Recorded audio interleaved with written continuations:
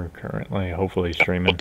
Alright, so I'm going to do a quick recap just because it's already getting pretty late here. We're doing another late start, you know, like usual. And I will say I won't be able to stay too late, but... That's cool. Alright. So last game, just quickly, basically the Battle Royale went down at Pintura. The forces did very, very well at keeping the tieflings and the Dimnall and the whole shebang out. Some walls were damaged, some people died, but the tieflings and the Dimnall did lose. They were contacted by who they thought was Afrin, and they were transported to a realm that turned out to be Agony, where they saw many different things, people from past lives. Probably the most funny thing was probably seeing Madame Flo that was now having a pig face. Afterwards, they went into the depths of Agony, where they saw good old Melvo being tortured to death, and that was one of the things that I was very surprised by the party. They did not wish to speak with him, which means they're learning. The god of deceit did not deceive them by speaking to him, so that was good. So they left Agony to find out that they were not sent there by the real Afrin, and that was another imposter. So that whoever is now the new god of deceit is tricking them, and they came back to Ventura to find that the city had been blown to bits for the most part. It's still intact, but barely, and it ended with King Thalion saying it's time to move out and to kill them all. Did I get everything, Nate Dogg? Sounds good. Alright, so we'll pick it up from right there. It was the, we'll just say it's the dawn of a new day, so maybe, I don't know, we'll start from there and just see what y'all want to do.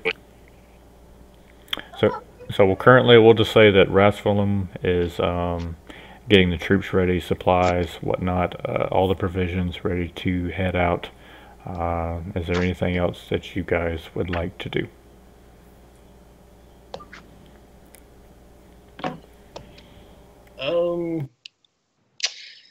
Nah, I'm good. I'm just ready to start rolling out. Elowen? I am also good, considering I was not here for the last one. Yeah, you wouldn't. Alright. Francis? I don't know, before all this battle and stuff starts, I think I gotta go take a pee. Francis or TJ? Francis. Okay. I've already made my peace today. Okay. For the day. Wow, that's, I don't know, that's probably not good. Save it up and do it all at once. Saves time. Gotcha. Yeah, I got a dog like that. Okay. Go big or go home. Alright. Yep.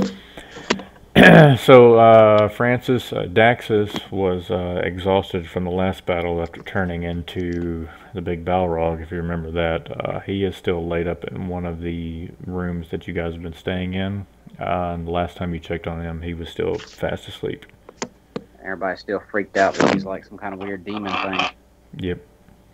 Oh, whatever. I don't know if you were here for that, Elowen, but the little boy that was running around that kind of took up with Francis. Yeah, Tiberius' nephew. He turns into some kind of weird demon. So I don't think I've witnessed it, but I heard enough to assume as much. Okay. Yeah, he's something else. I knew about his nightmares, and I remember him talking in his sleep about not wanting to become something, so I assumed he was going to be some sort of shifter. He shifts all right. That he does. He does quite a bit of damage. It was kind of scary. Francis shifted his bowels a little bit when it was going on. Okay. Yeah, so while everybody's getting ready to head on out, the troops are gathering up armor, they're resharpening blades. Like I said, Rasphulum is taking care of all that. Afrin comes over to you guys, and she's being accompanied by a blood elf who's in like fine linens. He has a satchel thrown over, you know, like an Indiana Jones type satchel thrown over one of his shoulders. And he's got a few pockets, pouches and stuff along his belt line, and a few vials across a leather belt that goes across his chest as well. That seems to contain some kind of potions. And he walks up to you. Looks very well poised, and like, I don't know, he just seems very confident in himself. And Afrin comes up to you all. Excuse me, King Thalion, Lady Elowen. And she just kind of looks over at you, Francis, kind of waiting for you to introduce yourself. I'm Francis. Indeed you are. I wanted to introduce my friend Marcus, and you see the Blood Elf bow. He was sent by Valak from the university to be an advisor. And he kind of nods and says, King Thalion, Lady Elowen, very nice to meet you. And you? I was sent by Valak Longbeard. I am a historian and political advisor. I'm well versed from the university, and I was sent in his stead due to his current health situation. How is he? I am sorry to tell you that within the past few days he has suffered a spell, or as many like to call it, a stroke of some sort, and it has left him to be bedridden, and the transportation over here would not be good for his health, so I came here instead. But I come to offer you my services. I am not particularly good with the arcane. I am more of a professor, so to speak, at the university. Like I said, my expertise is the history of Malifor, and I have knowledge of the arcane, but use of it I am not well versed. And what is your name again? Marcus Dungarden, sir. Sorry for not the crude introduction.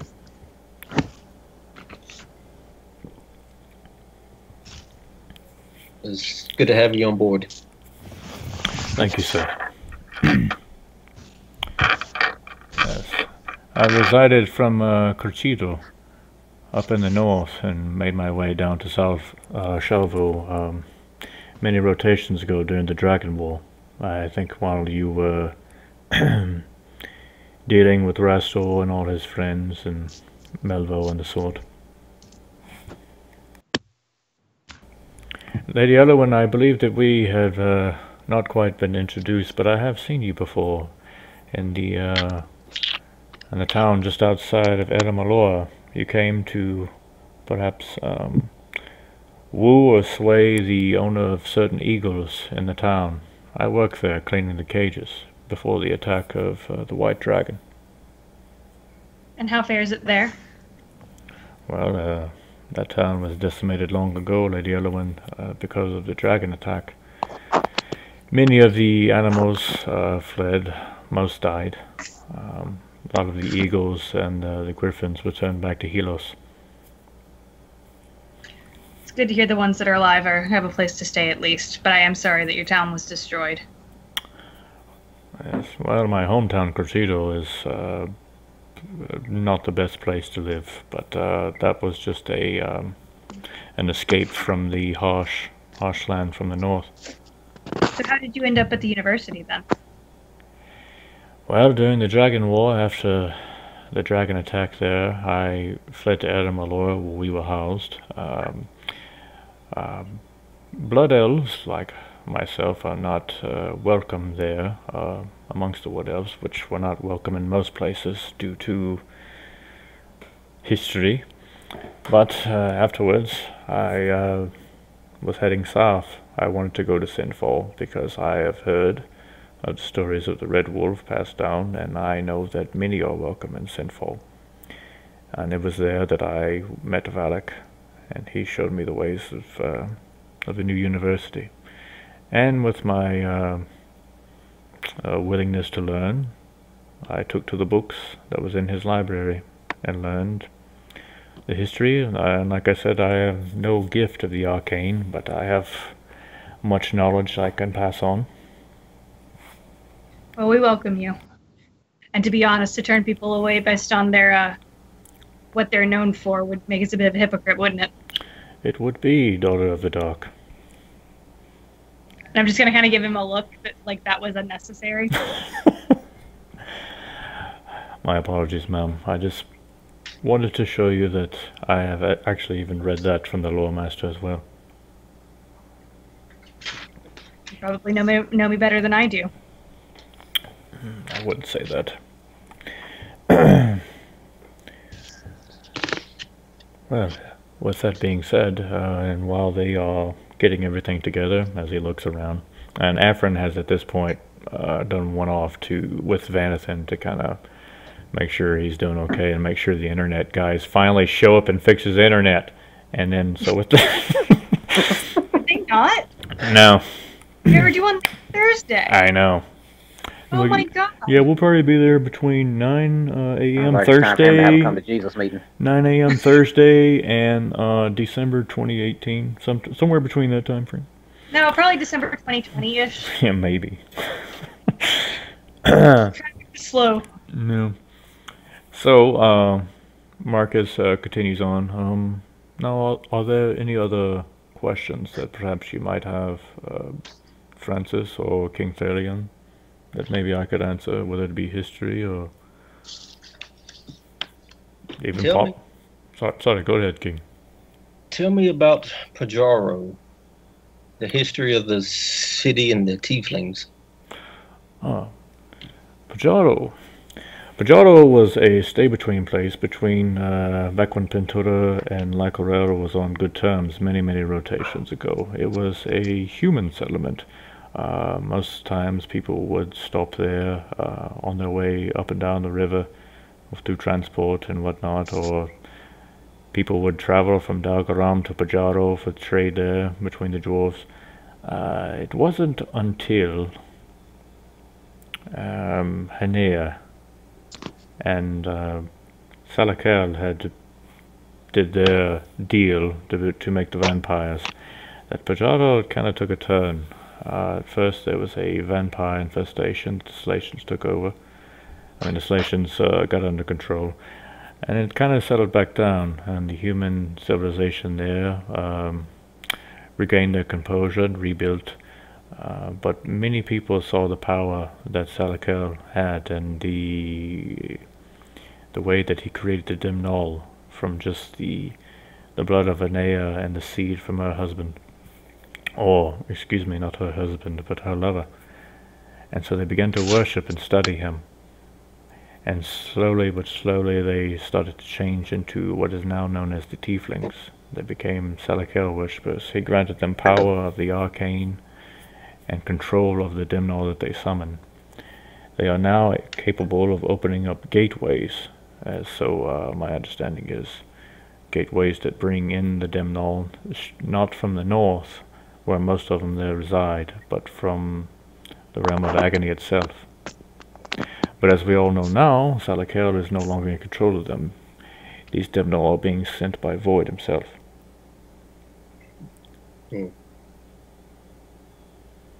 What can you tell me about the makeup of the city? Of Pajaro? Yes, the structures, the city itself. Is it a walled city, a keep, or tell me of the harbor? Like, what is the city's features, defense, and so on?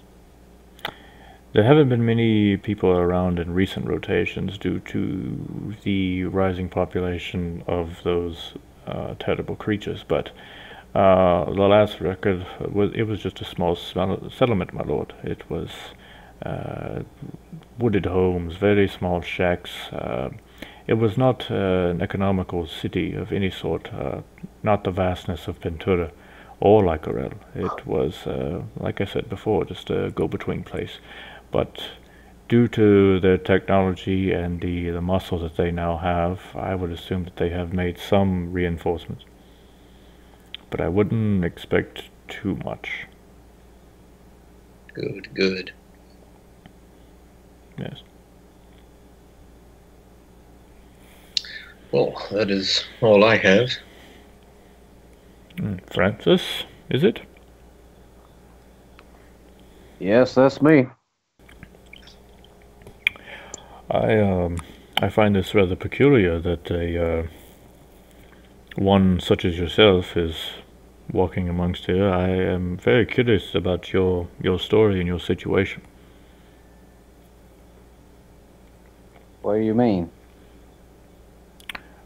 Well, I know that most people of your kind, and I mean no offense by that, but most people of your kind are cursed, and that is why they are made this way. And I was wondering if you've done a deed, or was this from birth? Implying by how you look.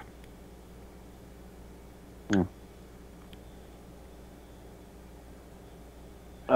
Well, I guess I was just sort of born this way. Well, that's interesting. Your parents? It's a great long story, which I'm not sure you want to hear now. But my mother died giving birth to me. Hmm. And I don't know what curse or why she would have been cursed. I don't know. I don't look at it as a curse. I didn't. Strong. It. I could probably take you. I'm almost certain you could. I did not mean it that way. I just mean that, there's not a rising population of your kind, and it doesn't necessarily mean that your mother was cursed. It could have been your father. But, She was pregnant with me before she married my father. Interesting. Either way, you are doing a great duty here, serving the king, helping out others. Afrin has told me that you have taken a fancy to the young one. Yeah, he's all right, kid. That's good. Got some tricks up his sleeve. Well, at least he has a good role model to look after. I'm not sure the fumbling and bumbling of Tiberius would be good, and he kind of chuckles. Maybe not, but I do plenty of fumbling and bumbling myself. Did I tell you about this one time that I was trying to walk across this bridge over lava and I kept falling off of it? By the time I finally made it to the other side, they had already killed the enemy. Worst day ever. I wanted to fight so bad. Nothing better than getting a little blood on my horn. I couldn't even get across the damn bridge. It's true. That was the last game, wasn't it? Yeah, that was the last game. I was pitiful. I forgot about So that. Jess, he had like a 1 block wide strip across a lake of lava, and I'm kind of surprised I didn't die, but I had to roll for balance, and then I had to roll for strength. Luckily, my strength is way up high, so I always would catch myself and then be able to pull myself back up. I never made it across before they killed the enemy. So do you have like a negative on balance then? No, I think what it is my I never did add all of my extra stuff up when I beefed up the Francis character for this game. Yep. So every time I roll for what's the one for that? It's still kind of low, and I guess they kind of high for that. So we're supposed to be a little advanced. But it's okay because now it makes for a great story that you can tell to strangers. Yeah. Yeah, my balance is a 2, and it should be higher. I would have cut all that out, but the sheet I printed, I can't see any of the words on that side. So I'm just gonna leave it alone until I print out a new copy. Okay, mine's like a 5 at this point, so only slightly better. I've got to spend some of those points so I can boost up some of that stuff. But anyway, yeah, that went on for about. Did you mute? Yeah. Audio's going out, TJ. Say what? There you go. All right, we got you. Your audio went out for just a second. Dude. So with that, well, that's quite interesting, I must say. King Thalia and I also, doing my investigation through other historical things, I recently reread the account of the Great Betrayal between King Balcune of the Dwarves and the Elves, and I have uncovered a recipe if poisons was ever in your thoughts.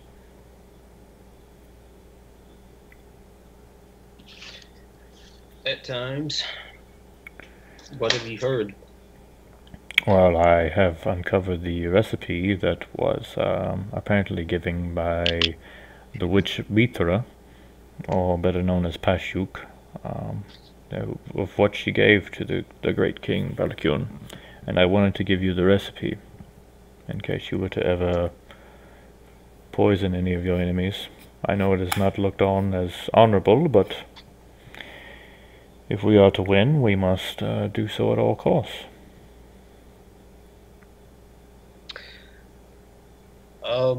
Follow me, and I'm gonna hawk out towards Raspalum. Okay. Alright, so you see him just kind of ordering people around, telling them to go, get food, supplies, armor, whatever, and he turns around. What is it, sir? Is there giants coming? Dragons this time? What is it?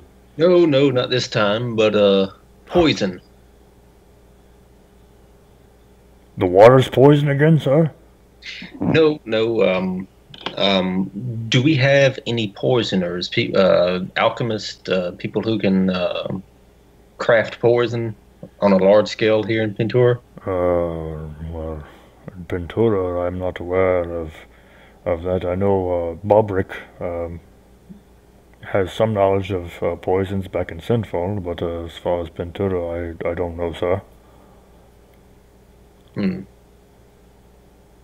I know somebody who's a good alchemist, but he's not here now.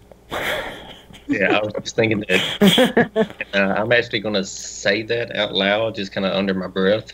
You don't have Harrian sheet, do you? I actually do. I think I have it right here. You can make him do a listen check. All right, you're making. You can do that as we're going along. All right. But Marcus here has the ingredients for a very powerful poison, which may come in handy if we could craft it on a large scale and supply it to the army. Perhaps they could coat their weapons with it. Oh, I do like the sound of that, sire. I thought you might. So, would you want Marcus to give it to him, or would you rather have the recipe? Give it to both of us. Is it written down, or does he just know it? I can write it down, sir, if that's what you would like. Write it down and give it to Raspalum, and give me a copy as well. Harrian rolled a 25 on his list. Okay, I will make a note of that. 25.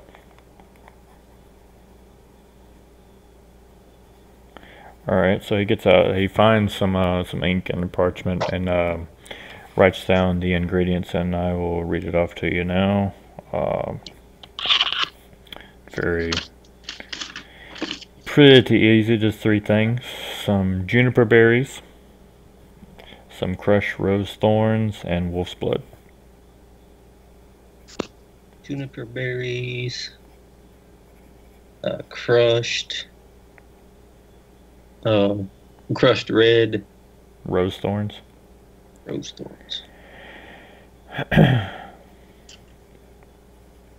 And wolf's blood. Cool. Alright. Thank you very much. See if we cannot have this constructed right away. Very well, sire. I do believe that We are ready to move out at your notice. What is the destination, sir? Pajaro. To the northern bridge. Northern Bridge. And so he starts shouting in Draconic, telling them to line up and get ready. So Marcus turns around. Sire, what of Pintura? The Penturan Guard will stay here. Their archers will accompany us.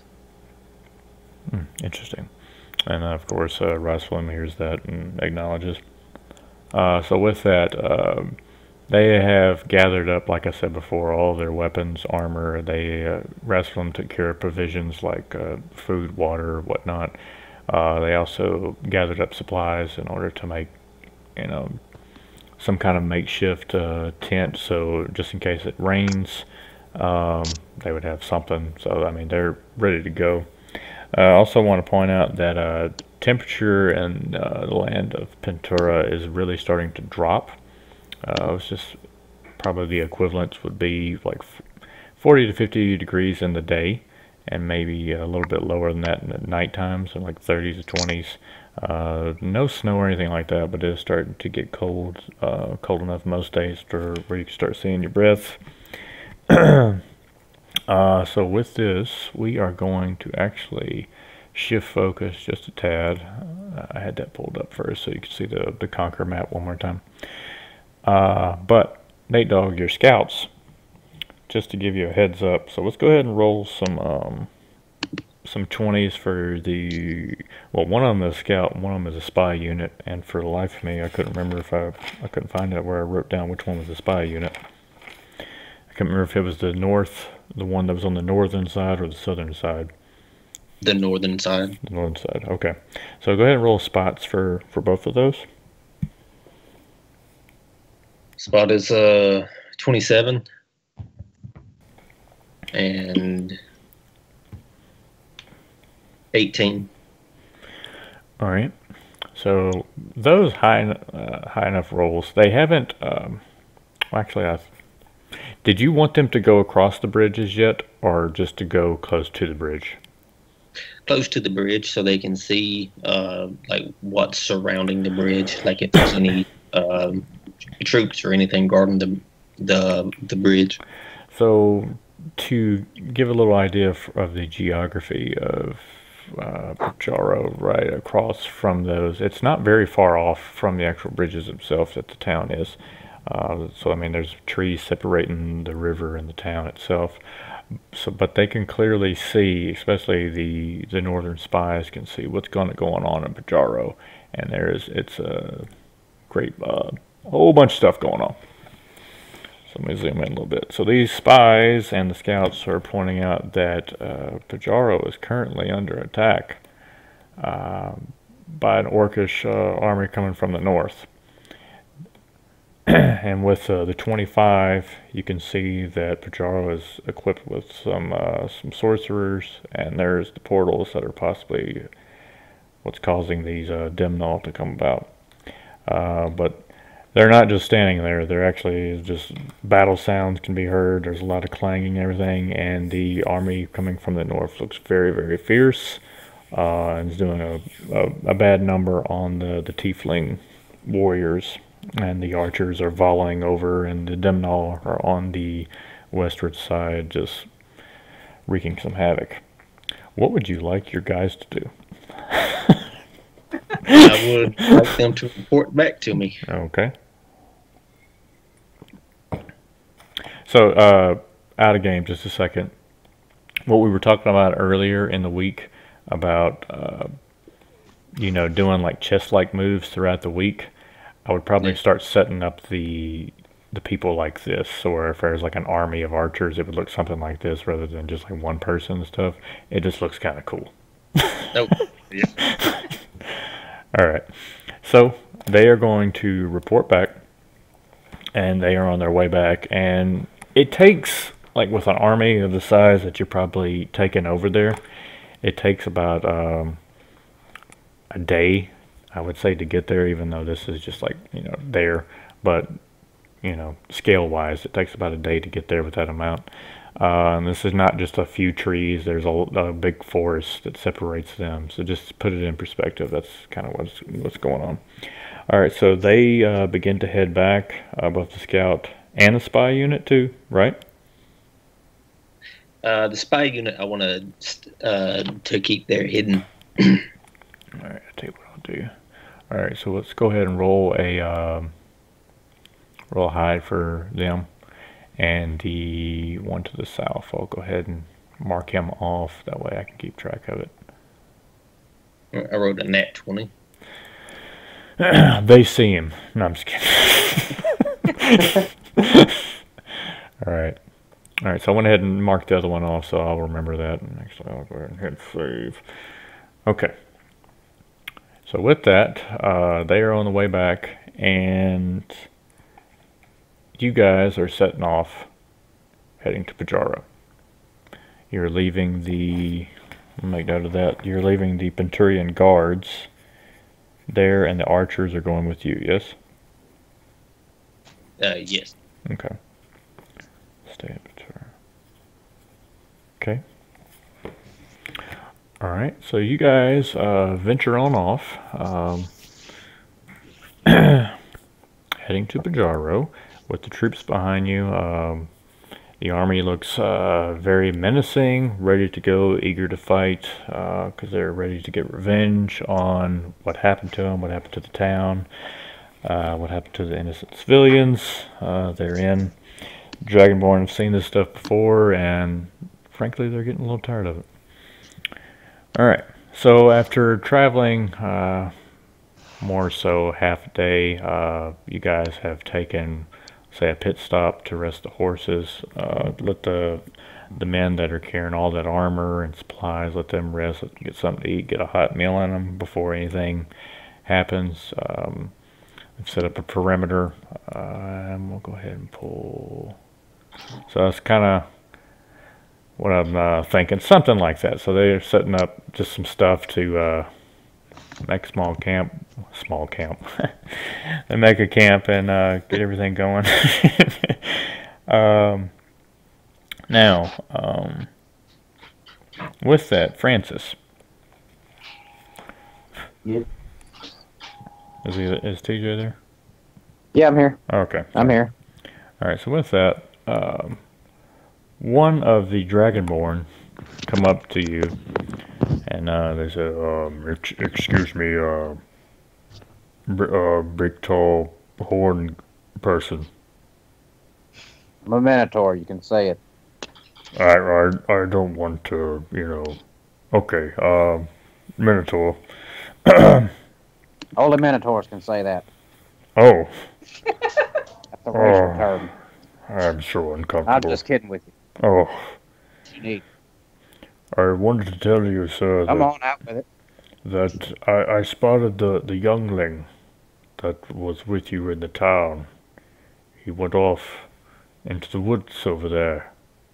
And he kind of points off in the direction, the eastern woods, while everybody's sitting around eating and stuff. And to your knowledge, you don't remember him. You didn't say whether or not he was going to come, so I just assumed that maybe he would. But you didn't know that he came.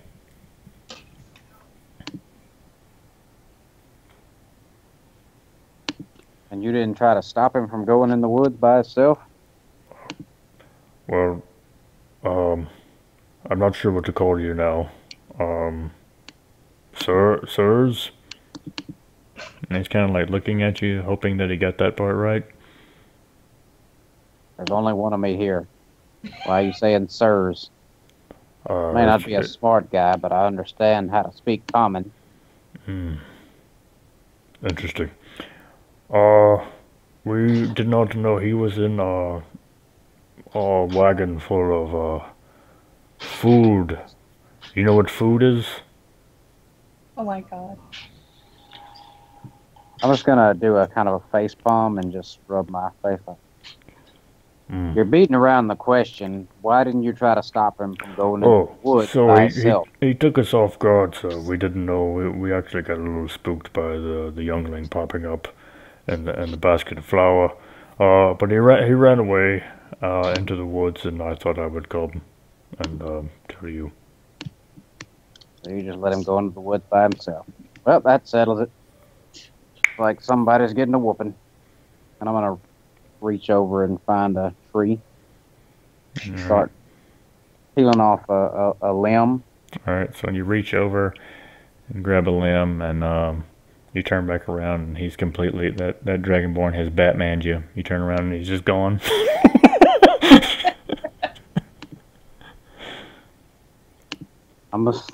Can I roll a spot check for that Dragonborn? Sure. Because actually he was the one about to get beat. I was hoping to catch him off guard, just like snatch him and bend him over my knee. With a tree limb. And when I said tree limb, I literally meant tree limb.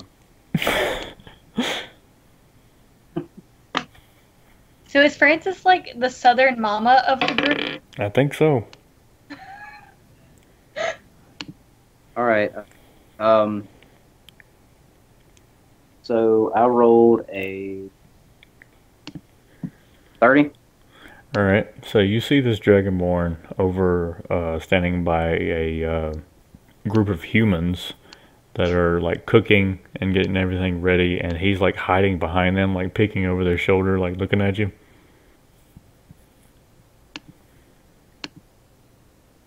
So I'm just gonna walk over to him and like, all right, time to take your medicine. I'm not sure what that means. Oh, you know exactly what it means. And the humans are kind of looking back and forth between each other. And then you kind of hear one of them say, "Is it that guy that pees?"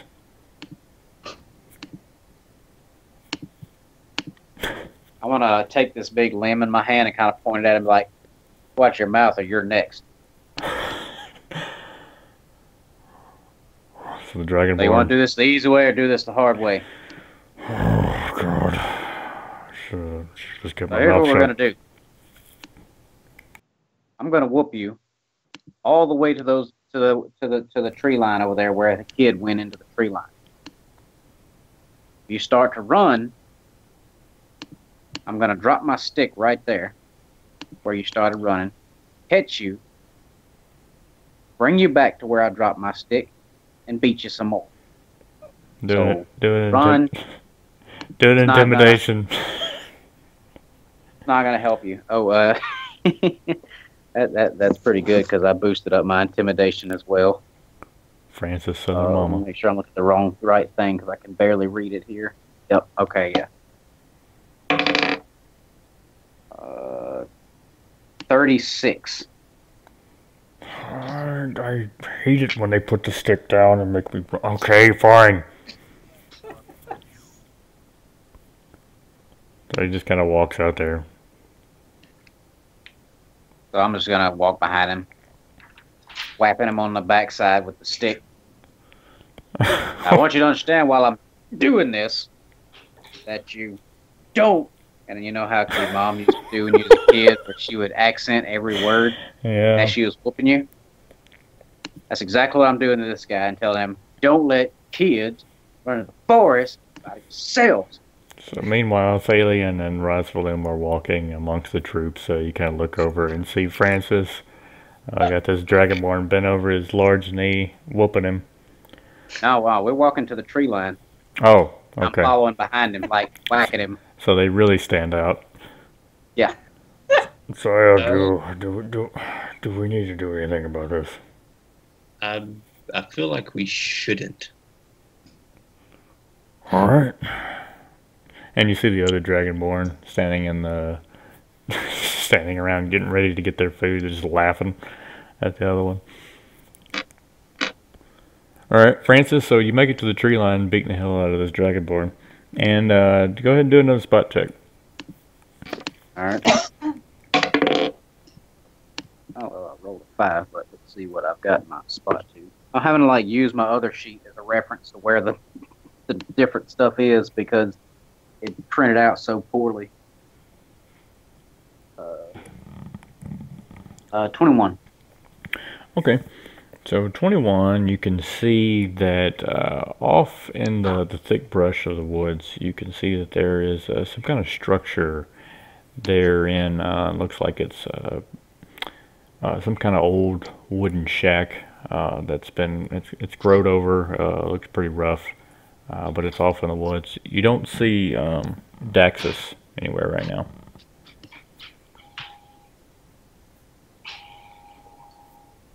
Well, I said I'd whoop you only to the tree line, so let's split up and find the boy. I'm gonna go over to the shack that you were talking about. See if he's in there. All right, so go to the shack, and before you even get into the shack, you can hear some fumbling going on inside the house, and it does sound like he's in there, like got some stuff tossing and turning around. He's just exploring.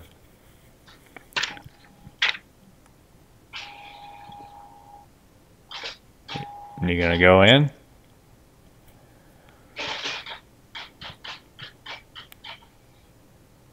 TJ? Did we lose TJ? Yep. I think we did.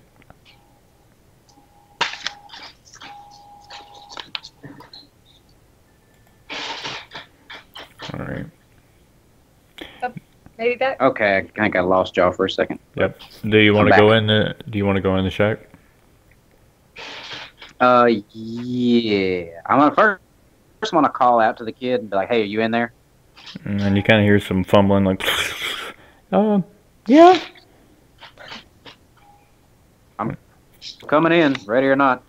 All right. So you have to bend down in the door frame, and it's a very small shack, so you actually kind of have to stay bent over, almost like a Gandalf in one of the Hobbit houses most of the time.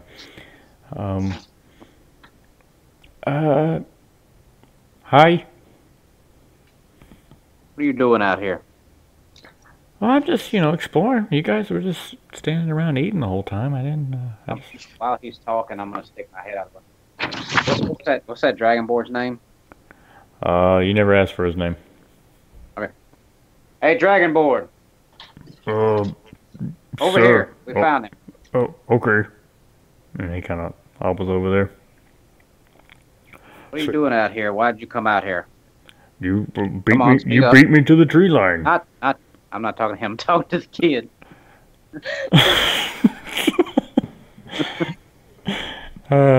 He's like, well, you guys were all sitting around eating. I thought I would, go on a little adventure of my own. Don't need to come out by yourself. It's dangerous. I didn't want to bother you. I didn't know if you would take a walk with me. You want to go for a walk? Let's get something straight. Not safe for little boys to be wandering all around by themselves. You need to go somewhere. You want to go somewhere. First of all, you ask. Second of all, you don't just go out on patrols and things. That's how you end up killed. And third of all, never run away from a spanking. Speaking of which, reach outside and grab my stick. Here's what we're going to do. Since you felt the need to run off by yourself, I'm going to whip you all the way back to that cart that you were hiding in. And here's the name of the game. If you take off running, I'm going to catch you, whip you all the way back to the spot where you took off running. We're going to start again. You clear? Are you talking to me again? No, I'm talking to him, and I'm going to point my tree branch at the boy. Oh, I wouldn't try that. Wouldn't try what? I might hurt, and then I might go big again.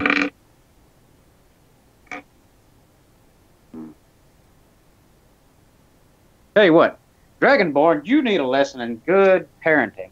So you're going to whip the boy all the way back to the cart that he was hiding in, because you're the one who started this mess. So here you go. I'm going to hand the tree limb to the Dragonborn. Go on, take it. My dad used to whip me with a tree limb. It won't hurt him. A tree limb.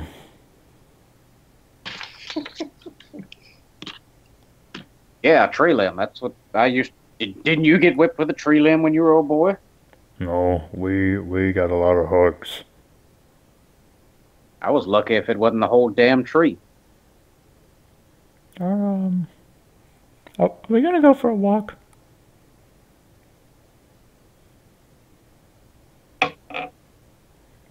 Uncle Tibby used to take me for walks.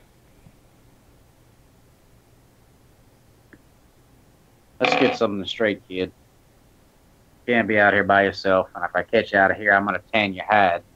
I'm gonna let you off the hook just this once, because I don't want to die.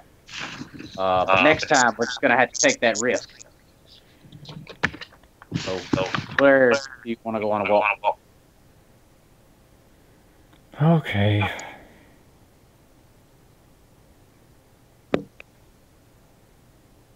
So where are we gonna go? You're the one that wanted to walk out here, kid. I don't know. Wait. All right. How you asking me? So he just he walks on out of the place. And he's like, I guess we could just walk around camp for a little while. That'd be fine. All right. All right. So he's just Let's go. walking, and is there anything you want to ask him before he starts just rambling on? Why'd you come out here to this old shed? Well, I told you I got bored, and I went into the woods, and it was the first place I saw. All right. I did stay there once, though, when I was running away, and I got in there, and I wanted to sleep in there, and there's an old bed in there, but there's a lot of rats, so that wasn't very good. Ugh, hate rats. Yeah, they suck. But at least I don't have to worry about whatever cold is. Yeah. What is it like to be cold? Old? Cold. Well, it's like, old. Well, I wouldn't know. I'm not old. No, I said cold, like brrr, freezing cold. Yeah, the Skype kind of muffled it out, and I couldn't tell. I thought you said cold at first. What's Skype? Don't worry about that. It's for nothing. It's a spell. It's kind of like you know when you get goose pimples. No. You know, you don't ever have a breeze flow down your neck. Mm-mm. Chill. Uncle Tibby used to try to explain it, but I don't know what cold is. I'm always hot. I'm gonna elbow the dragon one, but it's got devil in it. And he just looks very, very shocked. Doesn't say anything, he's just spooked. Oh, you don't know what it's like to be cold. Well, you know what it's like to be hot, don't you? Yeah? Well, it's the opposite of that. And he's like thinking a little bit. Okay. I guess I'll know it if I ever feel it. Trust me, you will. Well, I see a lot of people around camp, and I heard them say they're cold.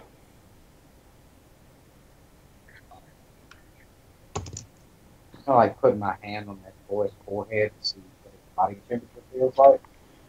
And I do see if I see anything off about his body temperature. Well, you could tell that he is abnormally hot. Yeah, so he's for somebody that's maybe the equivalent of like a very, very high fever, but like he still functions normally. And that probably has something to do with him being that Balrog-like creature. Oh, that's weird.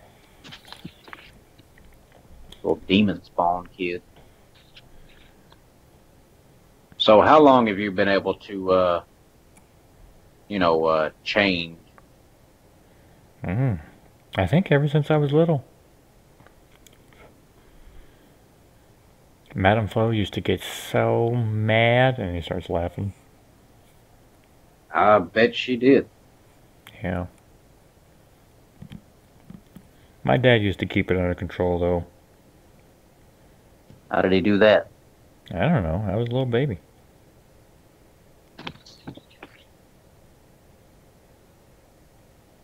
Well, we've got to find a way to keep it under control. We don't want you running around here tearing up everything. Yeah, I know. I always feel bad about that stuff. So when you turn into that thing, you always have a way of controlling it. You want to kind of take over. Most of the time it just takes over when I get really, really mad. But sometimes I can calm down. And you Bruce Banner. I didn't hear what you said. That should have named you Bruce. I know. Should have been green, too. Ah, you know the legend.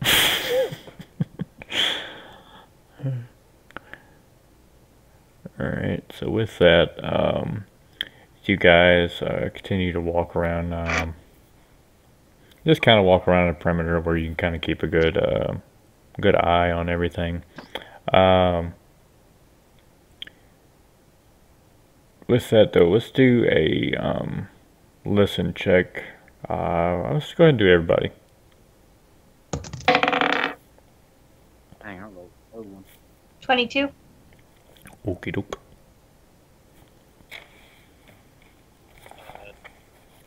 38. Alright. Mr. 14. I always think I'm rolling nice and high, and then he pulls out something like 38. 38. Alright. Yeah, I'm not even that. Anywhere close to that. Okay. I could have rolled a nat 20 and I still wouldn't have. Right. Still would have only been a 30. Yeah, I would have been 30. Alright. So with that, you guys, for Elowen, sure you're sitting around talking with the king back at camp. You can hear some big rustling in the trees. Thalian, you're kind of hearing some heavy footsteps along with that rustling. It's very, very thick. You can't quickly see what's going on. Francis, you hear those strong footsteps. It's just because you're closer. Strong footsteps, heavy breathing, very reminiscent of what attacked Sinfall before. Uh-oh. Let's go ahead and do some spots. 24. Okay. 23. Okay. All right, look at Elowen beating. Nice. Right? That was my win for the night. I'm Yep. done. Done. Clocking out. Mine was 26. All right. So with that, you guys see just a couple Demnall off in the woods, very near now where that little shack was, TJ.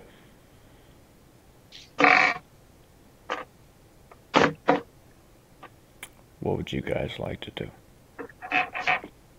Do they, can we tell? What is TJ doing? Sorry, I was moving my dice around. I think my phone speaker was like right next to where I was moving them. Okay. Yeah, can we, like, tell what they're doing?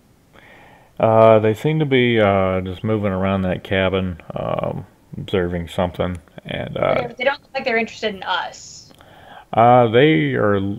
there's like one that's looking over in the direction, just trying to keep an eye out. But they always look very, very aggressive. I want to move silently towards them. Okay. All right. Go ahead and roll. So that's a 26. Okay.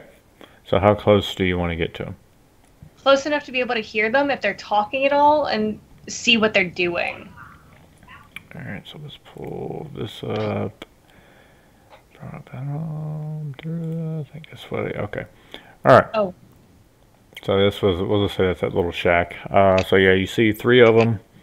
That one's looking in the shack. The other 2 are off. We'll say the big camp is somewhere like down in this area. And yeah, so you're up there. You can see that he's like looking in the windows, and they are like trying to communicate something amongst themselves. With a 26, would I be able to get close enough to look in, kind of observe the area without them noticing me? Yeah, so with 26, you can make your way up close enough to see that it's a large open area. So you can see that it used to be lived in a long time ago by someone, something. And so most of it's flattened around the area that you could see. The home, like I told TJ, is very overgrown. Looks like it hadn't been lived in a very long time. But they seem to have some kind of interest in that particular place. Yeah, but I mean, other than that, you don't see anything else around the area. And it's only those 3? Mm-hmm. Okay. Just making sure. Okay. You gonna stay there, or you want to go back? I'm gonna go back and see if they know anything about the collapse build. Okay. Alright, so she goes back, and I'm assuming she lets the rest of the group know. Yeah, and see if they know anything. Okay, what y'all want to do?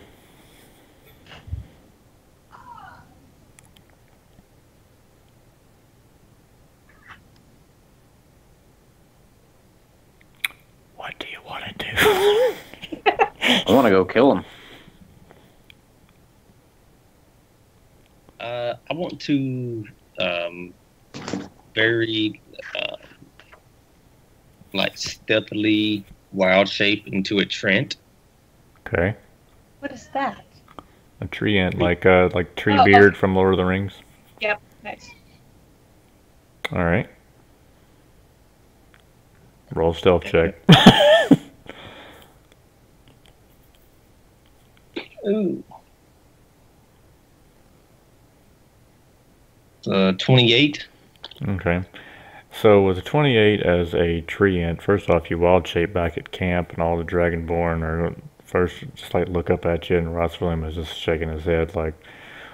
So you stealthily walk over in the trees, and the Dimnall, like every now and then will do that slow turn thing, like where they turn around and you're not sure if something's behind you or not, and they're like, and then they'll turn back around and start talking again. But every time they turn around, you kind of do that thing where you like tippy toe and then you squat back down as a tree. Alright, well yeah, we'll just say that you get maybe, I don't know, somewhere around here. Or just wherever your character is. What do you want to do? Or what did you want to do with the 28? Like that was like to change without them noticing. Okay. Okay. Alright, so yeah, you're in the area. What else do you want to do? I'm gonna try to sneak up to the one over there by himself. Okay. Alright, go ahead and roll a move silently. That's a 39. Okay. Okay, alright. I like to think that you just move across the middle of the field and nobody would see him. Yeah, just I'm up, they see me, I'm down. I'm up, they see me, I'm down. Yeah. Well, and I also get, when I'm hiding, see, Trents get a plus 16 racial bonus to hide in forest. Oh, nice. So it'd be like, if I'm, like, that was my move silently, my hide would be, well, that's a nat 20, so. Yeah. Alright. So yeah, they have no freaking idea. Once you are over in the area, I got you now, you can see that it looks like from the markings that are on the cabin and from what you can see of like a torn down wall, It looks to be like a lot of things from the Huntsman, like that you used to hang around with, like with Evian and all them. You can see some old like rusty weapons, like some, a few old like messed up books and like some potions they're in, and but they're just so big and bulky they can't get in there and really go through the place. So the one that's closest by starts to claw at the wood. What you want to do? I think that's my turn. All right, Elwin.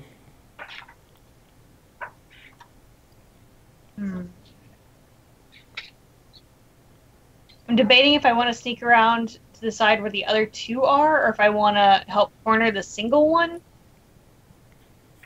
And I think if I can roll high enough again, it would be smarter to sneak around to help corner the single one and take that one out when we start actually fighting. Okay, all right. Oh, and that's a nat 20, so... Nice. So I'm going to sneak around to behind the lone one. Like up here? Yes. All right. All right, so you pass up. Now you're over here. So that way we kind of have like an angle on it. Nice. Francis? Now, you and Daxus are both still out there, so I'm just going to say that Daxus is there close by you at the moment. Okay. Now, where on the screen are we, and where is that little hut that we were in? I would say, since I haven't moved you guys are probably like over here since y'all were separated from the group, so y'all are coming from this direction. Okay, so I'm going to tell Daxus just hang out there in the hut unless I whistle for him. Okay. If I whistle for him, I need him to think about the thing that made him the maddest. What's just start thinking about whatever in your life that's happened that made you the most angry you've ever been. That's a tough one, but okay. Don't think about it now. Oh, okay, okay. Right now, you think about sunshine, rainbows, and butterflies. Okay. Okay. All right. What do you want me to? What do you want me to do? What do you want me to do? You come go with me. Can I stay with him? You ain't getting out of it that easy. You're a dragonborn. Man up. I'm a dragonborn. There's a lot wrong with that statement. I take offense to that. Hey, you're a male. You're a man. Man up. Woman up if you're a woman. I don't care. Whatever you are. It's a free country. Yeah. Call yourself whatever you want. But either way, you go on with me. Daxus starts laughing. Okay.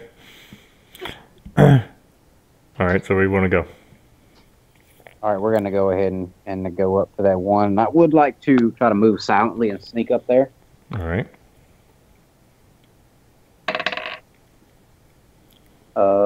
Let's see, that would be... Oh, crap, where's my sheet? 22. Oh, nice. You guys are rolling actually pretty good tonight. All right. I know, right? Watch, we'll start the battle and start sucking. Yeah. I know. So you get up. You want to go right up here? I want to go as close as I can to him without him just being obvious that I'm there. All right, so probably on this side here, so these guys over here don't see you. All right, so you get pretty close to Nathan, unbeknownst to you. But yeah, you're right there, very, very close by him. He's like maybe 10, 15 feet away. All right, everybody's lined up. It's actually starting to get a little bit colder than usual.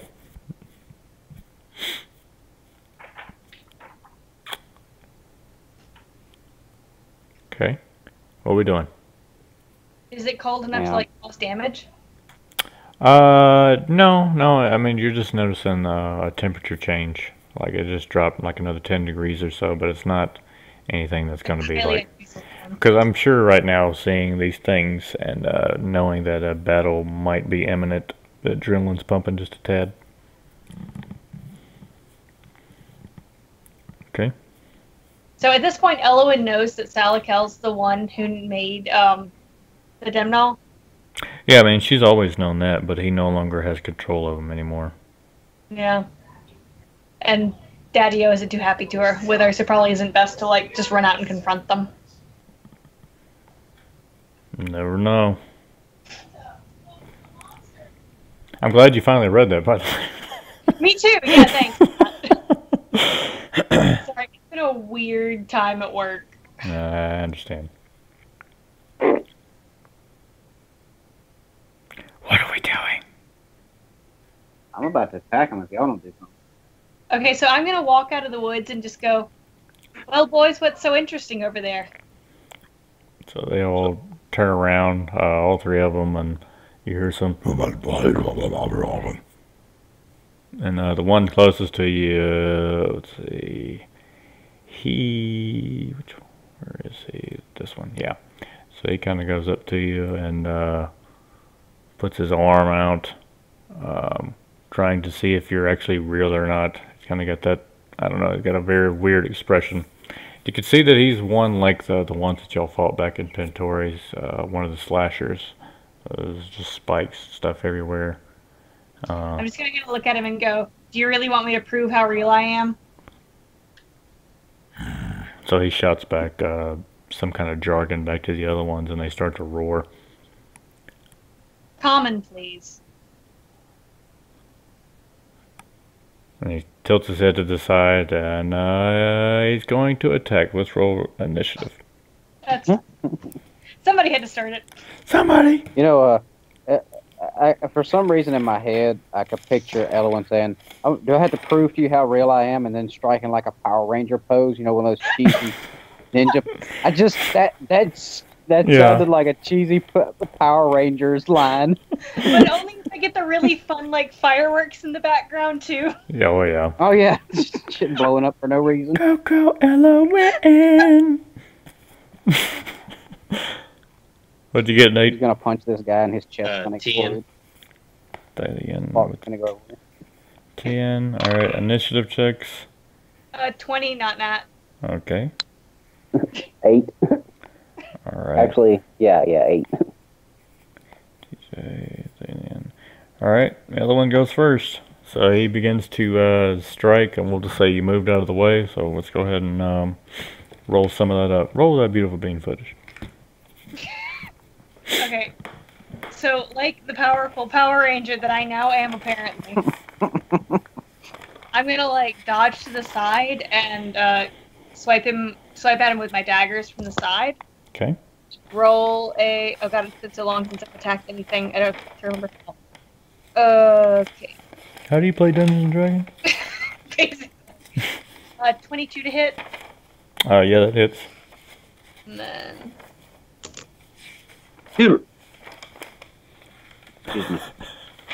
That's... Is there any bonus on damage? With your daggers? Yeah.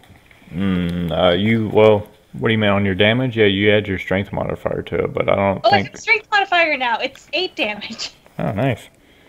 Okay, 8 damage. Let me pull up my calculators. Forgot to do that. Alright. 8 And damage. then, instead of the second attack, I'm gonna kind of bounce back into the, like, rubble area. Okay. Let me, change. Because I knew Thalian was over there at least. Okay, so back over in this area over here. Is that fine? Yeah, but into, like, the house fallen area there. Nice. Okay. Alright, so you run by Francis, get out of the way, and so with that, let me go back to where I wrote down the initiative. Next would be Thalian. Alright. So, as a Trent, I am going to cast Animate Tree, which, let's see. A Trent can animate trees within 180 feet at will, controlling up to 2 trees at a time. It takes 1 full round for a normal tree to uproot itself. Thereafter, it moves at a speed of 10 feet and fights as a Trent in all aspects. So I'm gonna make a Trent. I'm gonna turn one of the trees behind this guy into a Trent. Okay. Alright, so yeah, you see Francis, you and Ellen see the tree behind the The Demonol it just looks like a normal tree, but you see these big eyes pop up between the bark, and the tree ant looks very, very confused at first, but it begins to attack. So go ahead and roll an attack roll for this thing. It's going to take this round to unroot itself. Oh, so it just has to unroot. Okay, so you see just roots come out of the ground as legs, branches turn into arms with big long fingers. The Demonol takes notice of this and turns around. Very, very surprising. And that's your turn? Yep. All right. And Francis. I'm gonna attack him. Do it. All right, let's see here. Does a 30, 32 hit? Yep. Okay, let me go ahead. I'm gonna make sure everything hits first. So we got 37, got 42. No, Yep. excuse me, 32. Yep. And then a 28. Yep. All right. So first, I'm gonna use my power charge. Let me get my 5d8 here. I'm guessing it's going to be this one right here, I'm assuming, yeah? Yeah, the one right in front of me. Okay. For that's 10, 17, 18, 19, 20, 21. 21 plus 8 is 29 plus, what else do I got to add to this? Oh, yeah, 1 of my half strength. So 34. 34 for all of them? Or is that just No, one? no, for the power charge. Woo-wee! Okay, yeah. So you power Just charge power charge. right into his gut, lunging in your great big freaking horns into his abdomen, and he lets out a really, really loud roar, enough to where the other two kind of jump back a little bit. But go ahead and do your second attack. All right, second one, 8, 7, 11, 19, 23. Okay. All right, and what is this? Like with your big axe? This is just my gore. All right. And I guess we're gonna use my great axe, which is 12. Oh, and I rolled a 12 plus 8, 20, and 24. Then I got a 3, 28. Okay. So amazingly, how do you want to do it? Oh, I'm just gonna after I stab him with my horns, I'll pull my horns out, and I'm just gonna whack him right between the shoulder blades with my axe, just right in the spine. Okay. All right. So yeah, that one falls down. The other two let out a loud roar, but this time when they roar, you notice that they look a lot like this one of the slashers, but they also have some fire breath. Let me make sure I got the right one. This one, yep. Boop. Okay, he's gone. And so Nathan's tree ant, as this one falls down, you see the tree ant behind it go, ooh, looks very confused. And it's the other two's turn. So this one is going to run up in this direction, running past the tree ant. It's going to go after old Franny. You can't get an attack for opportunity. Yes, you can. I think I can get one of those too if he's coming in. I forget how that thing works that I've got. That's the 22 to hit. Yep. Oh, where's my other sheet?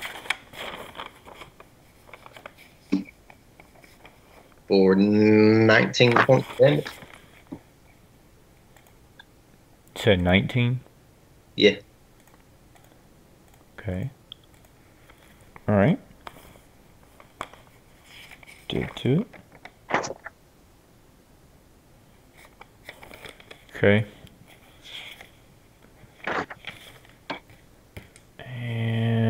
I think I get that too. I got that combat reflex. I get an attack of opportunity whenever somebody comes into range. And you can tell me if that's wrong. That's the way I understood it, but I'm not sure. If they're charging at you like that, I wouldn't. I don't think so. I mean, Nathan, you can correct me if I'm wrong, but I don't think so. Right? What's that? The combat reflex, is that one of those where as soon as they come into your range or whatever, you get an attack of opportunity? No, you just get additional attacks of opportunity each round if they offer it, but it doesn't do anything.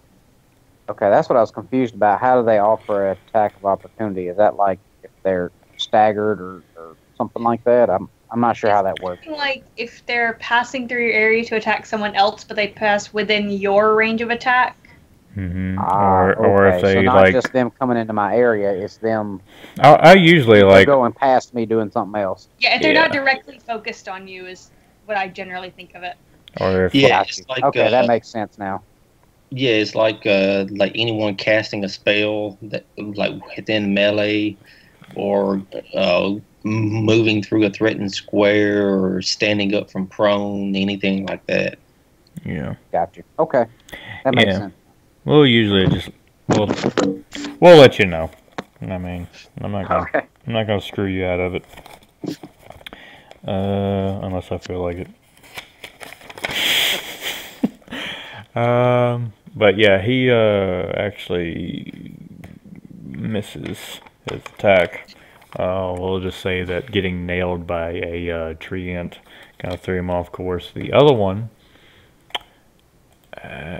he is going to run up alongside. He's not going to attack yet, but he's just kind of slashing and going all about where the little cabin where Elowen is.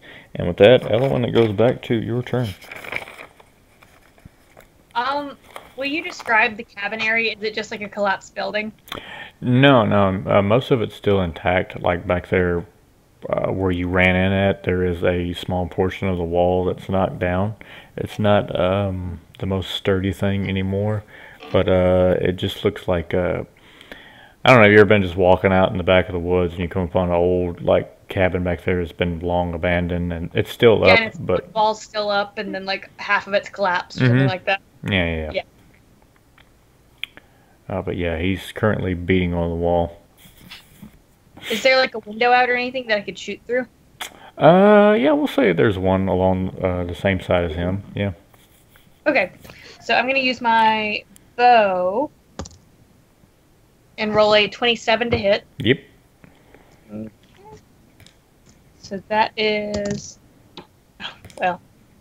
3 damage. Okay. Nice. And then I'm gonna shoot at him again. Okay. For 24 to hit. Yep. If I don't drop my dice. What did I just do with my D8?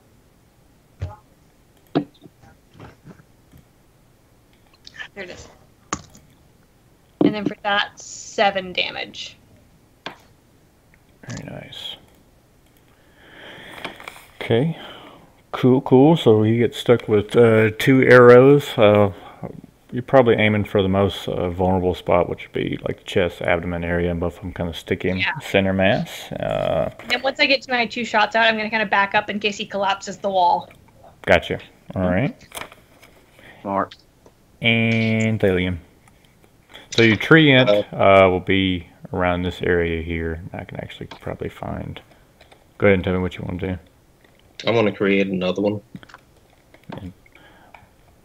on this south side next to this other guy. Okay. Alright, I may have found... Oh, that's funny. There we go. I think I found one. No, don't do that. Let's see if it'll let me do this. 1 second. Boop! Do that. That might work right. Let's see. Is that a Cabbage Patch Kid? Kind of looks like it. Yeah, and they're huge creatures. Yeah. Too. Yeah, I'm gonna blow him up. Use my magic little wand here. Doop. All right. Let's zoom out a tad. All right, so there's one here, and we'll go ahead and do that. And then you said on the south side. Yeah. Okay, we'll just duplicate it. So like down here, yeah. Or closer to the right side. Type, yeah. Okay. All right. So yeah, we got these ants coming out of nowhere. So he's uprooting. You see roots just sprawl out of the ground. So there's dirt and worms and all kinds of flying everywhere. And then you just the Dimnall stops scratching at the wall, which is comforting to Elwyn, and just kind of turns and just motions to the other one, like, and you just see big yellow eyes pop out of the tree. TJ. Or my All right, I'm going to attack. Oh, sorry. Go ahead. Yeah. Those are the top one. All right. Yeah. It's going to do his full attack Okay. on that one. With 16. No, 16 doesn't hit. And a 29 to hit with the other one. Currently, though, I'm thinking they are flanking him, and I always forget, what does flanking give you? +2. Plus so he'd been 18 actually. Yeah. 18 does hit, actually. So yeah, go ahead and roll that. Alright, so the first one is a 17 damage. Very nice. Okay, yeah. And the second one is 16 points of damage. Whoo! Alright, so how you want to do it? I'm just going to have them, like, club them to death. Right at back. As you see the tree ant whacking this Dimnall over the head, and you hear its screams, you reminisce almost just privately to yourself as you beat that guy to death with his neighbor's arm. Good. And so, Francis, you can hear a tree behind you just start to laugh. I'm gonna turn. I'm like, oh shit, where'd you come from? There's a big there's a big monster being beat to death by a tree in front of this minotaur, and he turns around. Oh my god! So Ellen didn't actually see Thalian turn into the ant, did she? I don't think any of us did, because he was hiding the whole time. No. And he rolled like a 38 or something No. Yeah. on his hide, so probably none of us saw it. Yeah. His stealthy transformation was oblivious to most people. So we didn't even know he was over here. Like, who are you? And where'd you? We don't even know that it's Thalian. He changed, I think, but like, damn. Yeah. Technically, all thing you see is a tree laughing behind you. Yeah. Which is freaky in see, itself. we don't even know it's him. It's like, where'd all these trees come from that are alive? And honestly, as a little kid, that was the freakiest part of Wizard of Oz to me. All them trees? Those trees that That would was throw apples at you. I was like, holy shit, that's freaky. And they had like the weirdest voices, like, hey, what are you doing here? And they're just throwing like freaking crap at you. Like, What are you doing grabbing my apple? Yeah, come over here, let me grope you up. Oh my god, Dorothy, run away! And the way they were pissed, you would have thought their apples was their genitalia. Yeah, They were pissed. they were pretty pissed. Which I guess that makes sense. Alright, enough of Never genitalia. mind. Let's go back to the killing these guys. Alright. Yeah, it's your turn, TJ. Uh-oh. These three rolls weren't very good on that. Alright, I guess this still hit. 30, Mm-hmm. and then 33, Mm-hmm. then 23. Yeah, all of them hit. Okay, all of them hit. Alright, we're gonna go ahead and gore. So how's that? Give me a minute. It takes a minute to add all this up. 16, 17, 22, 30, 34. Okay. Oh, wait. Scratch that.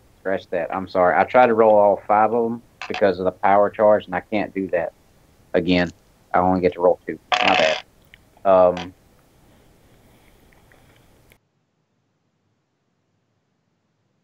22 22. on the first. Okay. That's the first one. Power charge.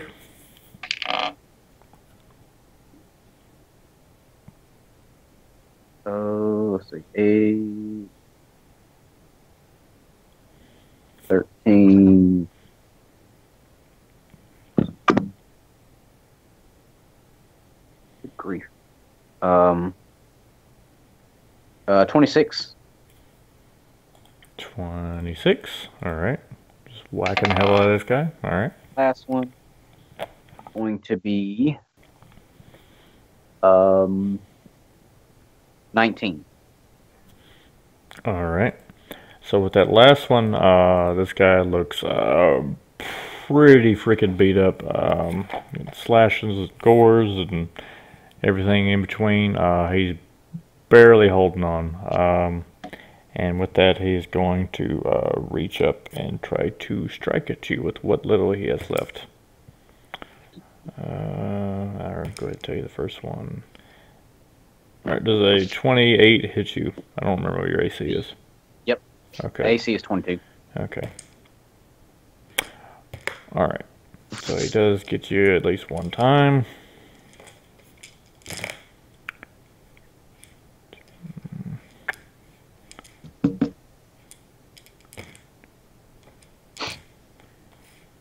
Alright, for 22 points of damage. So you can see that he put all of his muster into that. But his last attack was unfortunately a nat 1. And lucky for you guys, I'm rolling like crap tonight. So with that attack, with all the momentum he throws at you, hits you, but he falls forward. He is now prone on the ground. And injures himself, right? What'd you say? That it injures himself, right? Well, I mean, it's always an owie when you fall on the ground. But it is your turn, and he is prone on the ground. Element. Okay. So where am I relative to him? So I'm in the building, and he's the only one left. Obviously, is the one. Yeah. Okay. So that window is that like opening that I was shooting through big enough to jump through? Mm-hmm. Perfect. Okay. So would I roll a jump or a climb to get on top of him? Well, since he's prone on the ground, you can just jump. Nice. Can I look at which one has a higher bonus? No, Okay, no, it doesn't matter. I would still say it would be a jump. Okay, so that's a 21. Okay. All right. Okay, so I'm going to be on top of him and then attack him with my daggers. Gotcha. Do it. So that would be a nat 20. All right. Go ahead and roll damage. Oh, do I need to roll for crit?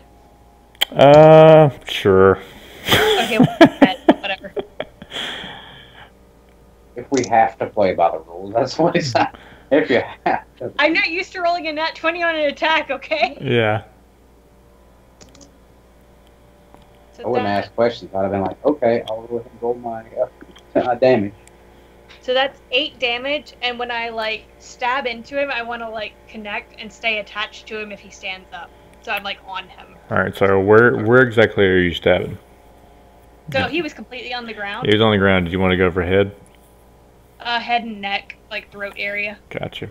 So you see, from anyone's perspective, I guess Francis, you would probably see this closest, and I guess all of you would, because Nathan's a treant, for reasons. And you see Elowen do this cool acrobatic move, diving out of the window, flip and land on top of the neck, pull the Demnol by the horn up to expose the throat, and slice and dice, and Elowen got a kill. Yes! No, the reason I said sure for the crit is he only had 3 HP left. I was like, sure, whatever. Be like, I That's did. the first kill I've had in a while, though, so that feels really good. Like, I did 40 points of damage. Yeah, okay. Good for you. You only had 3 left. Overkill. Yeah, we all know the most damage I've ever done in a single shot has been on Thalion. Yep, that's true.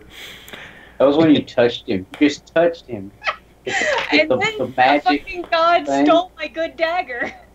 Trying Yep. to get his attention and dang near killed him. Well, I don't think dang near killed him. Hey, I was trying to help you. Hey, I appreciate it.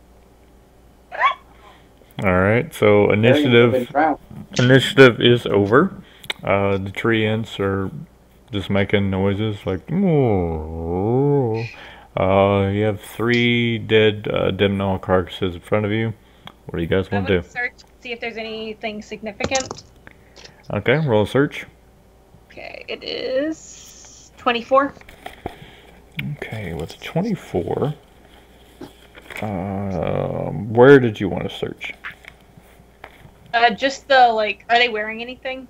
No, the Demnol, no, it's just, I mean, they're covered in horns. I mean, you can get some scales and stuff off of them, like, you know, all kinds of monster stuff you want to, if you want to. Well, in that case, since I'm already here, I'll use the 24 to search the cabin area that they were so interested in. Okay. So in the cabin, you can find some old beat up cabinets, and in the cabinets you can find 4 greater healing potions. Oh, nice. You find 1 silver ring. It does look like it has some kind of inscriptions and of some sort on it. You're not quite sure what it is. But you also find, like I said, some books on the shelves, and they're like some historical books on like the Salation Order is one of them that you find. But one that strikes your interest is one called Blood of Fire.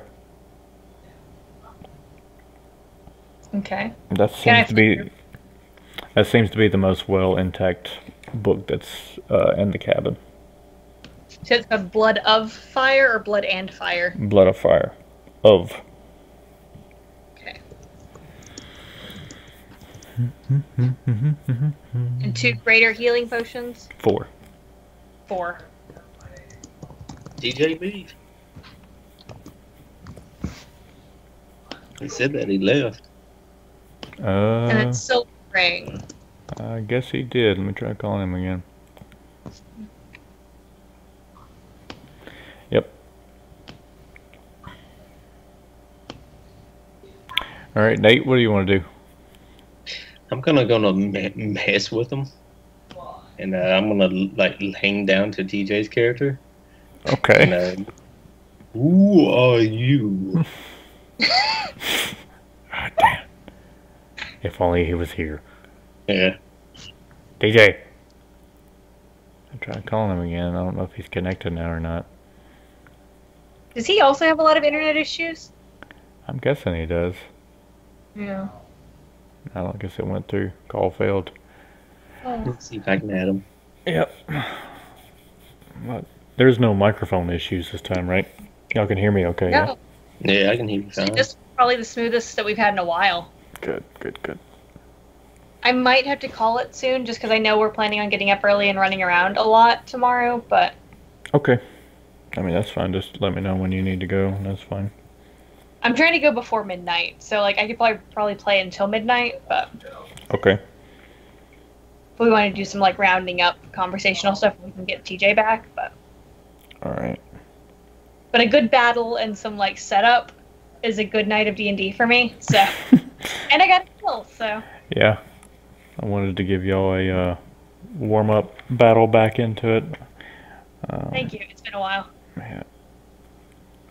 Still no TJ? No, I tried calling him, it didn't go through. Hmm. There like bad weather in Memphis tonight. I know there were some storms going through like Louisiana when we passed through that. Yeah, it's pretty rough here. It's lightning and thunder and raining and stuff. I wonder if that knocked it out for him. It may have. Memphis is notorious about losing power. Yeah.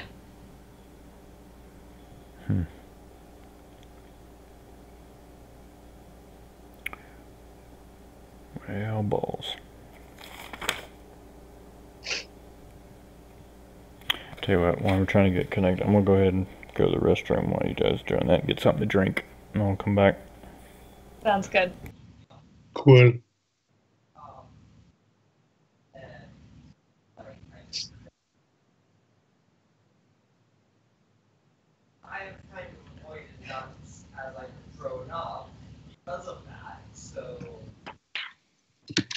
Oh, Nate, Yeah.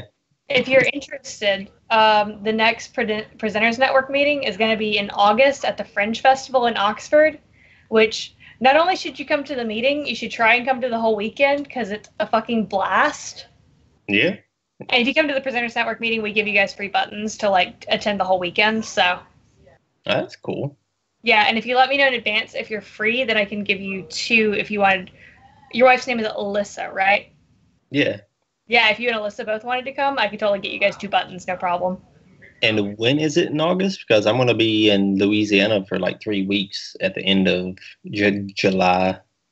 Okay, it's the weekend of August 9th. It's like the second weekend. I might be back. I know our conference lasts until the 10th. So, Oh, that's awesome. yeah, because I'm going to be going, I want to be doing the Society of American Fight Directors. Oh, hell yeah. He upped my certification. And it's a 3-week fight course from July 23rd to August 9th. So I'll be in Louisiana all those 3 weeks. Wow. Yeah, I know at Earth It'll Day be we lost awesome, a ton of but- theater people because there was like a theater association conference in Mobile, I think. So like last Thursday, it was like the big arts day at the Capitol, and most theater people were like, "We're in Mobile for a huge conference. Sorry." Yeah. How I did think- it go in Jackson? Huh? How did it go in Jackson?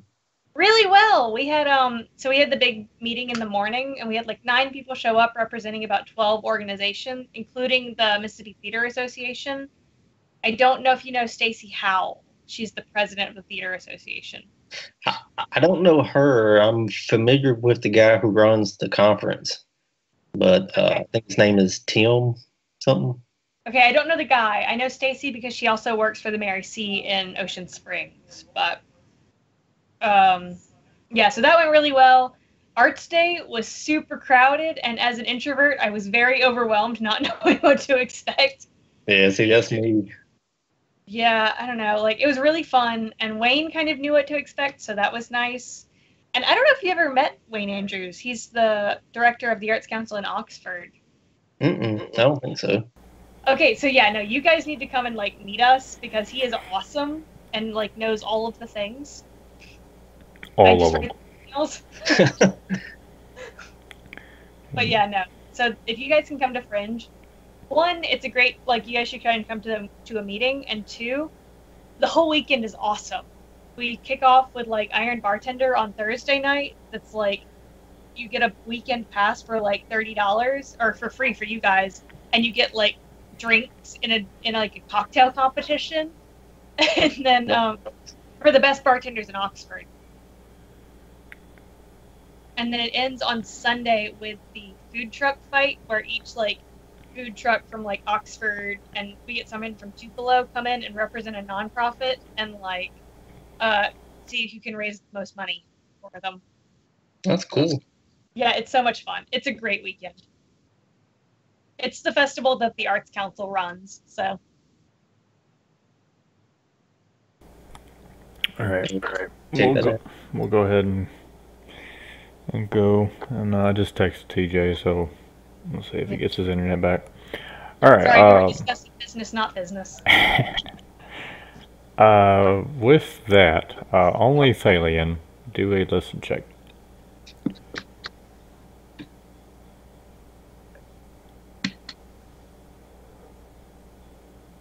Uh, 30. All right.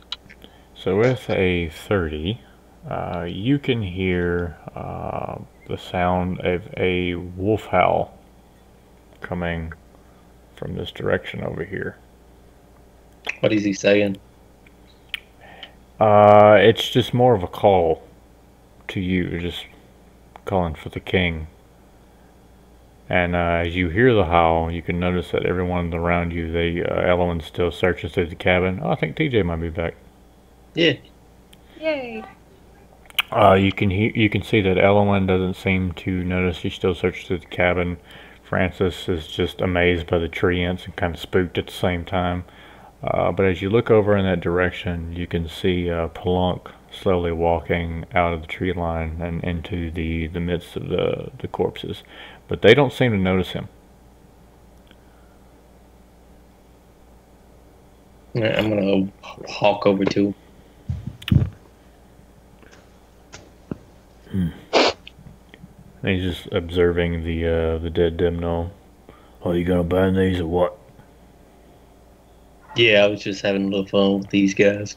So Elowen, you and Francis can see Thalion see this tree ant seeming to be talking to nothing's there. So I'm gonna walk towards him. Can I see Palunk? No. So I want to walk over to him, just go, he's back, isn't he? Because I saw him last time, didn't I? Yes. Okay. Alright, so with that, he reveals himself to you. Well, he keeps his clothes on, but he reveals himself to you. And Appreciate it, thanks. excuse me, Lady Elowen, I apologize. I'm gonna wild shake back into my regular self. And the trees just kind of turn back into regular trees. Ooh. Francis, this is blowing your mind. Alright. Let me go ahead and boom. Palunk, I says, oh, well, I've come to offer something to you, Thalion. A deal is a deal. So he reaches back and takes out his little rucksack there, opens it up, and he hands you many shards in his giant hands. Are you gonna take them or what? Yeah, I'll take them. No. That's the sword of Fenrir. All of it? All of it. You fought a beholder, by the way. Wanted them to all. I think that'll suffice. But I come to tell you, you can't forge that with any forge here in your realm. I've come to send you to Janelle's realm. That's my phone, by the way. Sorry about that. Is it Dimny? It's Dimny, isn't it? It's Demi. You need to go to the realm of Quarrel, which is the realm of Janelle. I've offered to bring you there, so that you can go to the Master Forge and craft your blade. Very well. I've already taken the liberty to take the dwarf Jardoon, who is an acquaintance of yours from your friend Jarvis. He's already there, waiting for you. Are you ready to go? Yes. Lady Elowen? I'm gonna walk over and she's gonna kiss Thalion and just say, you did me the honor of waiting, so I'll do you the same. I'm just gonna smile. Are we done yet? And I'm just gonna give him that look. The same look I gave the other guy earlier. So I'm just down here watching them talk to nothing, and I'm just like, what Oh. are you guys talking to? Now, whenever he revealed himself, like, you can finally see him again, yeah. Oh, okay. You said Elowen specifically, so I was like, okay, I'm just in there watching them talk to nobody. Yeah, that's my Nobody bad. fucks with Elowen's man without her permission, okay? She's been through that shit before. Yeah. I'm gonna ask him, what about the divinity? What about it? It's after I claimed the sword, yes? We shall see. There's one other test. After the sword is forged, I'll contact you again in Quarrel. And we will have some alone time, you and I. Very well. I'm gonna light up my hand with the produce the flame and set the 3 dimnall on fire. Alright. That gives a smile. Lady Elowen, are you coming along, or shall you stay here in this realm? I'm gonna look at the alien and say, would you prefer to do this on your own, or do you want me, or would you like me with you?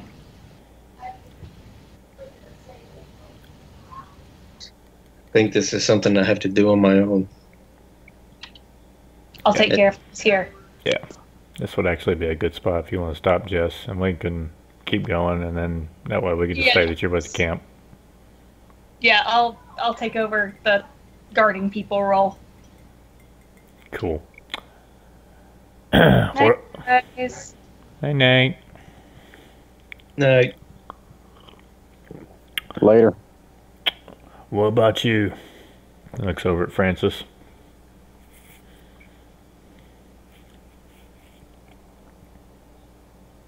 Francis. Did we lose him again? no, he's still on there. TJ, are you on mute?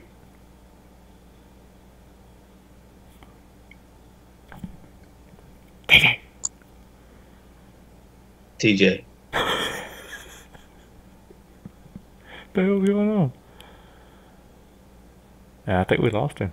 Yeah, we just lost him. Alright, we're just gonna assume that he is going. So he opens up a portal, and Elowen, after the smoochy smooch, she heads on back to camp.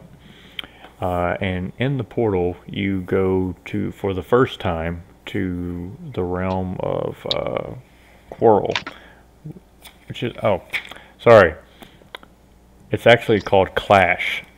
But you arrive in front of a gigantic steed or horse. It's a white horse that circles around the realm of Janelle, which is the outer layer of Nebi. It's very reminiscent of the landscape and stuff of Malifor, but it's just way more gigantic.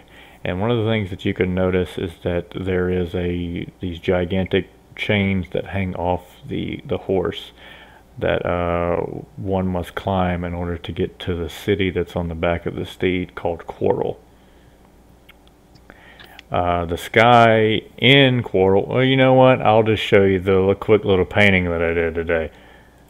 The city of, the realm of Clash, the sky is actually red. There's the white horse and the city's on top, and you have to climb the chains in order to get to the city in this realm. That's awesome. So let's do, oh, and on top of the Hey, I'm horses. back. Okay, cool. Well, you guys just arrived in the realm of Clash, and you see a gigantic horse amongst a red sky and these giant chains that hang off the horse that you have to climb. The horse actually is moving, but it's so big that it takes forever to do one step, and the ground that you're standing on is shaking. So both of y'all do a climb check.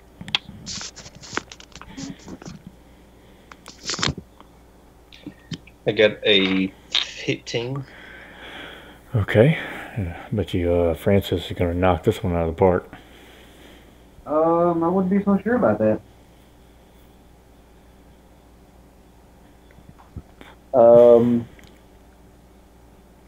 It would be an 8. Oh boy.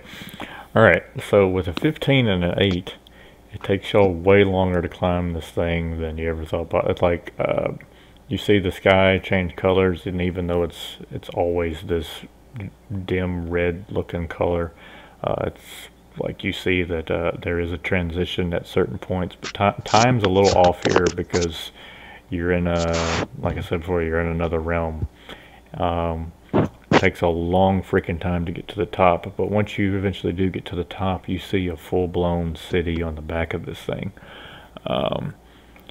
And you see the people therein are all warriors from like, it ranges from all different races, from humans, dwarves, elves. The whole shebang are there. All of them are ironclad, have big weapons, giant. They're all very, very fit. And you see them walking about. People are seeing. That's the wrong thing. People are seeing like just training.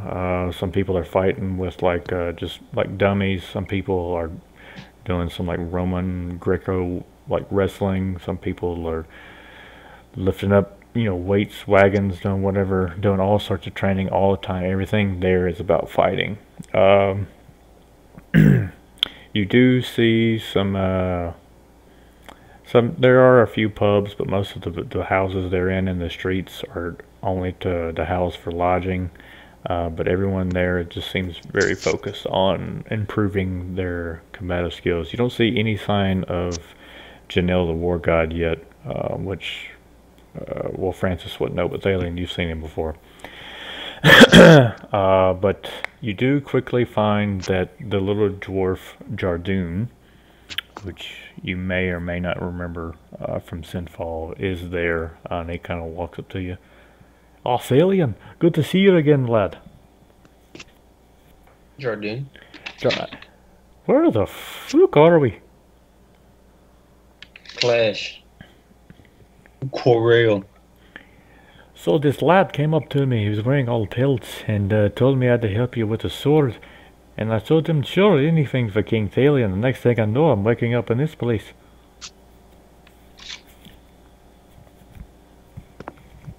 Yeah, it was about the same here, more or less. We're here to forge a sword.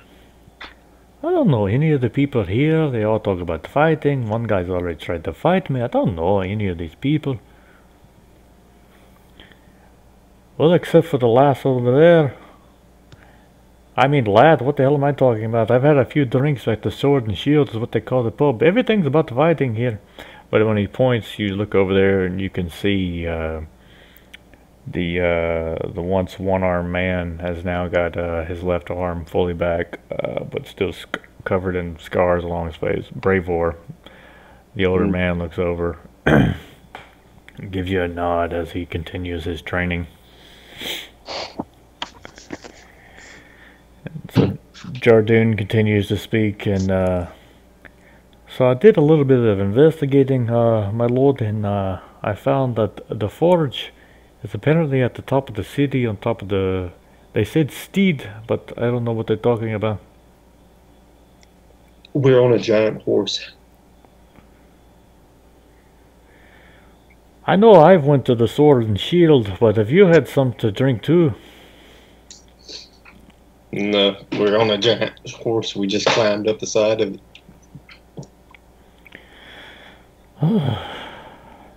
His sighs. Well, I guess let's go. And then he just starts walking up the streets, continues in elevation. You guys do a listen check as you walk through the town. Nat 1. Okay. Did you get a nat 20? Yeah. Oh, snap.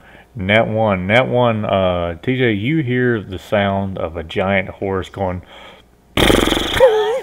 as it rumbles through the air, and you're like, oh. With a nat 20, you hear mainly a lot of swords and things like that clanging around. You hear chatter mainly about tactics of battle, whether it be large scale, small scale, or one-on-one. But very, very faintly, close, high up to the steps that lead up to the forge on top of the horse's head, you can hear, I tell you, I got to buy you, like a very reminiscent voice.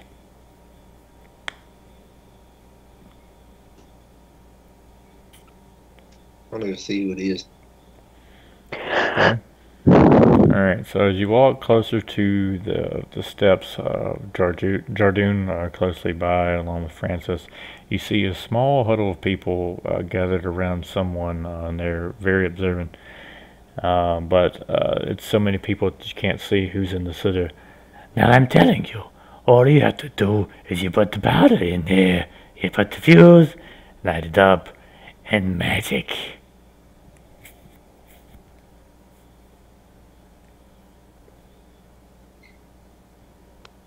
Grundor. Eh? And there's like a bunch of people turn around and look at you. Potways, potways. But Dalian. Is it really you? What do you mean, is it really me? Well, someone that's been impersonating you lately. Oh, yes. I heard about that. Remember, I saw you in the hotel. Apparently, when you die and your last good thing you do, they give you cool stuff. Like coming here. Watch this. And he lights up a bomb and he throws it at the house. And you hear a guy, don't throw it at my house! And it blows up. And then it just comes back together. I blow up shit all the time now. Well, good for you. I love it here. I'm teaching them about bombs. They say I'm smart enough to teach here. What Janelle does, no one else likes me. Because you blow up their houses? No, because I still don't bathe. Ha. Waste of time, really. What are you doing here? We're here to make a sword. Oh, that explains the little boy. You see Jardoon take offense to that. Is this the lad that blew an equator just westward of... Oh. He's going to blow up the whole horse. Probably. I never thought about it. And you see then, like, he begins to ask questions about whether or not the horse will, like, do like a Terminator 2. And everybody's just like, just teach the class, but as they begin talking to Grundor, he's like, oh, Daly, one more thing.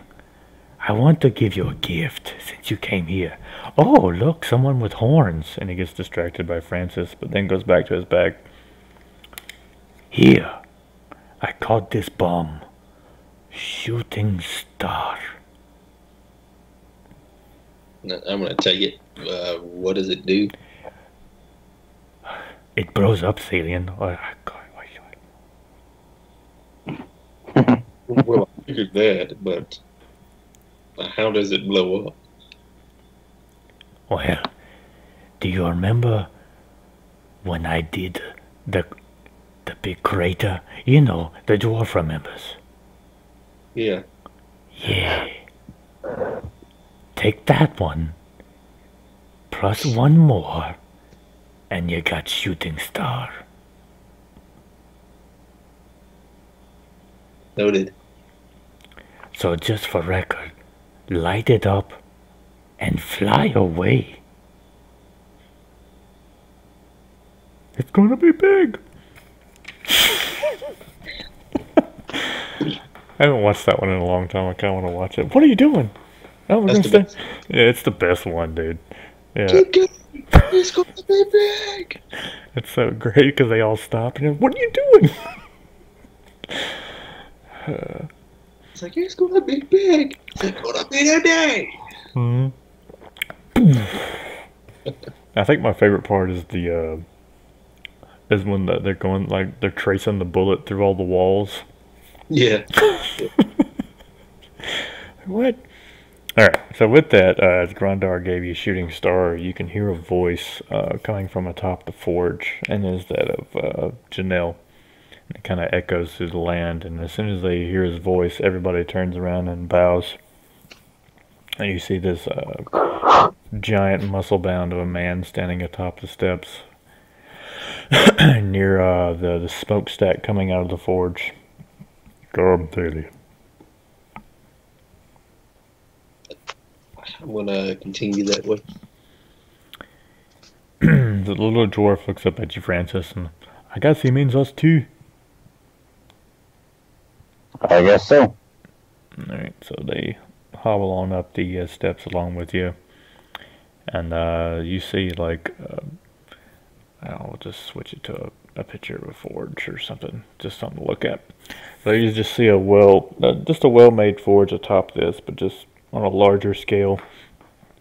One thing that you do notice about the forge is all the smoke, that stuff that's coming from it, is what's actually going into the sky itself, turning into that. And Janelle is looking up at it as well as you begin to notice it, and he says, "This forge, if you did not know. See that smoke there? As the steed rides around the outer realm of Nebi, it also is what makes the clouds of the Malifor realm smokestack. Now, Jardine, do you have the shards?" And then Jardine looks up at Jews Alien. Here. I'll present them. "Oh, well made, well made. I'll start on it right away." And so he begins going over there and doing his thing. And so Janelle begins to speak with you, and he's like, "Come, we have other things to discuss." I'll follow him. Francis, follow along.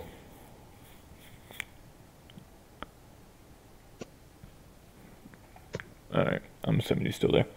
Alright, so you guys and a blank are quickly transported back to what you are used to seeing, like when you go anywhere into Nebi. You guys seem to be walking in the stars.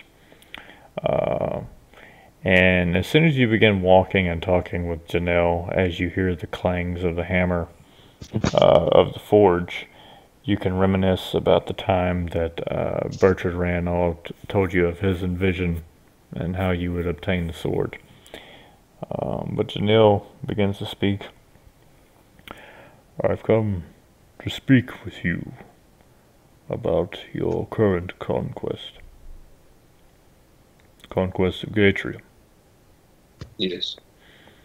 And he holds out his hand and kind of waves it across the sky, and then there before you, you see the whole realm of Malifor. And he shows you the different lands, and you can see there before you, he begins showing you all of Gatrium. These are the many battles thereon. You have the tieflings going against the orcs currently.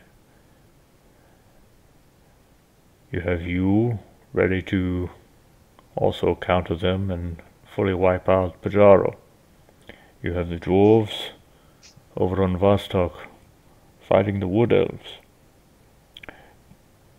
Little do many people know that the Raptorans are currently waging war against the eagles. War has broken out all over Malifor. This would usually make me quite pleased, being the war god. Ironically, I don't believe that this is the appropriate time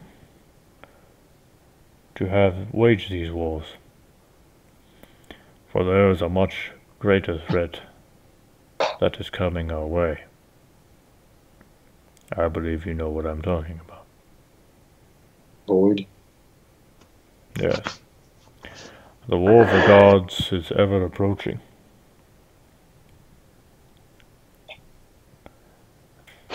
And I'm not here to talk you out of your conquest, but only give you some advice as to what I think. I know that your men, your dragonborn, are ever faithful to you and will follow you anywhere. But the void, they will be almost powerless. I am happy that Pelunk is allowing you this gift to be a demigod amongst them. It will serve well in our war. But I don't want to lose a valuable soldier in that war. How do you mean? I mean that your war is very dangerous. A demigod does not make you invincible. You already have 2 demigods along with you in this conquest. Oathkeeper and Breaker. That's 2 soldiers we may possibly lose in this war. Before it even begins.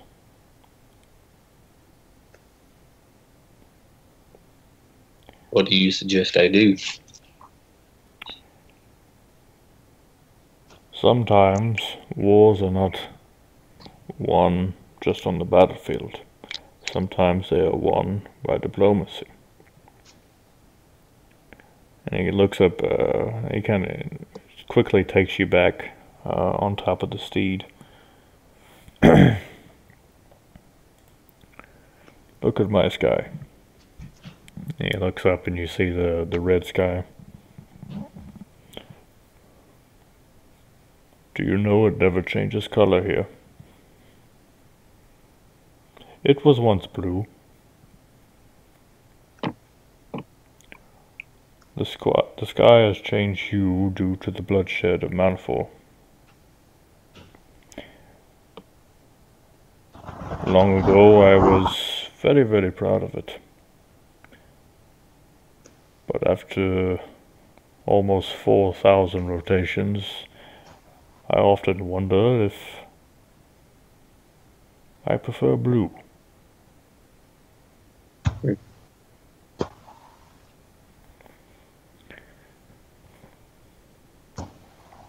Like I said, I do not wish to change your opinion. I don't have that kind of power. Only offer advice. How can I convince so many to yield their hatred in order to fight such a larger power? That's a very good question. If I was to ask you last rotation, how would one become a god? Would you have an answer? No. Yet now you do.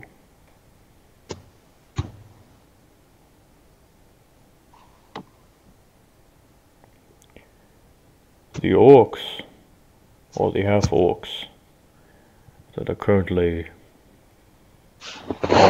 on your conquest, they have conquered all of Lycorel, and I know that this has spread to your ears. Yes. But they conquered Lycorel after it was wiped out by the Demnor. Did you know this? I suspected. Pajaro is summoning Demnor to the south. Have the orcs attacked Ventura? No. Perhaps an ally you can make of them. I do not know if you can cause a ceasefire to the tieflings, but the half-orcs are just looking to be accepted. Perhaps they could be an ally. What of the elves and dwarves? Hatred goes far, far back.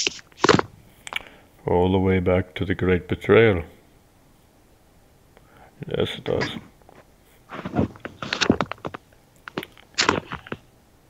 That I will leave to your cunning wit. You have a way with people, you and all of your companions, friends. You all will find a way. Just keep it on your mind. If the war is to be, then it must be. But when the war of the gods comes, and it will, I need all of you ready. Even Francis. I saw you gore that Demno. That was quite impressive. Thanks, but I have to ask. Why do you want us involved with the war between the gods? Shouldn't that be fought amongst the gods? Well, Thalian here should very soon become one like us. Elowen is, she is one. So is the aquatic elf Vanathan now. That little bastard. How does he get to be a god? You know, I heard he drowned some half. Oathbreaker is a very fit to him. I mean, well, let's just say he's not a very kind person. I've heard nothing but bad things. You know, I heard he told a guy he had a bee on him and tried to put it out with fire. No. I believe that is Faldir. You bastard. Oh, Thalian was there. I'm sure you'll have a part in the war as well. You've proven yourself. I do like to fight, but I want to fight on the right side.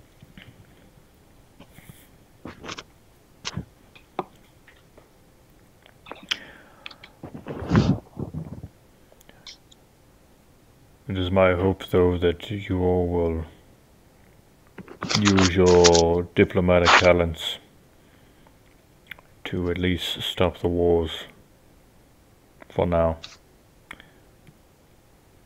It was Chunning that first taught me of that long ago. That not all wars are won on the battlefield. His wit has beaten me many times.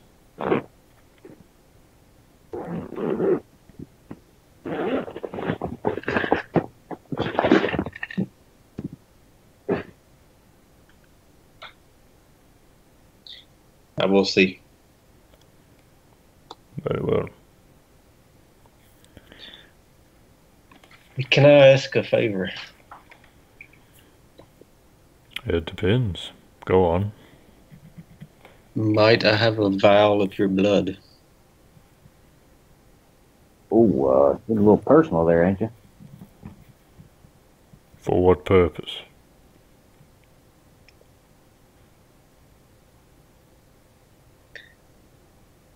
Perhaps an end to this.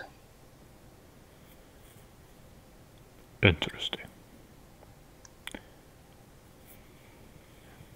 So he takes a blade, cuts it in like his forearm, and drains it into a vial and hands it over to you.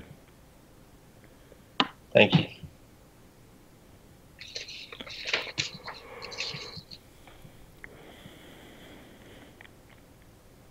Alright. With that, so you see Jardoon slowly over there just working away as day passes on.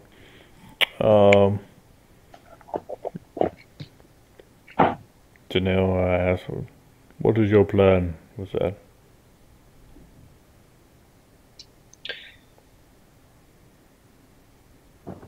Who is the one who forged the world of Malifor?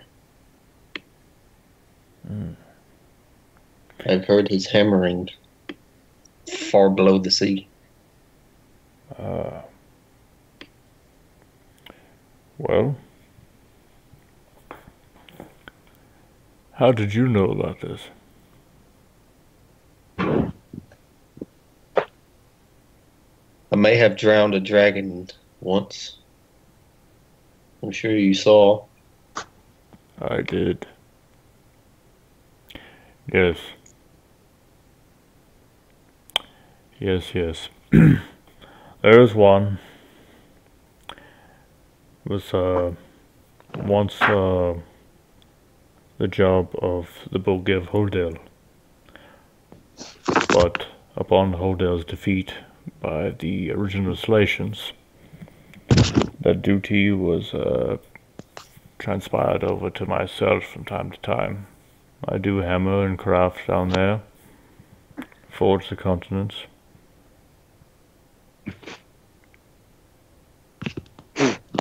I'm not as good at it as he was, but... Okay, so he was the one I heard when I was down there. That particular time, yeah. He does it now.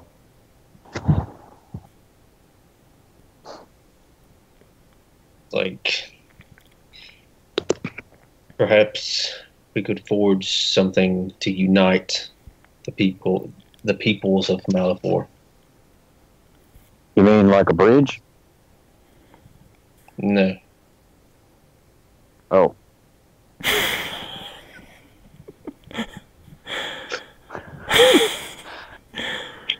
You mean like a bridge? That would have been pretty cool. Go on. I'm not rightly sure yet. It's only a feeling.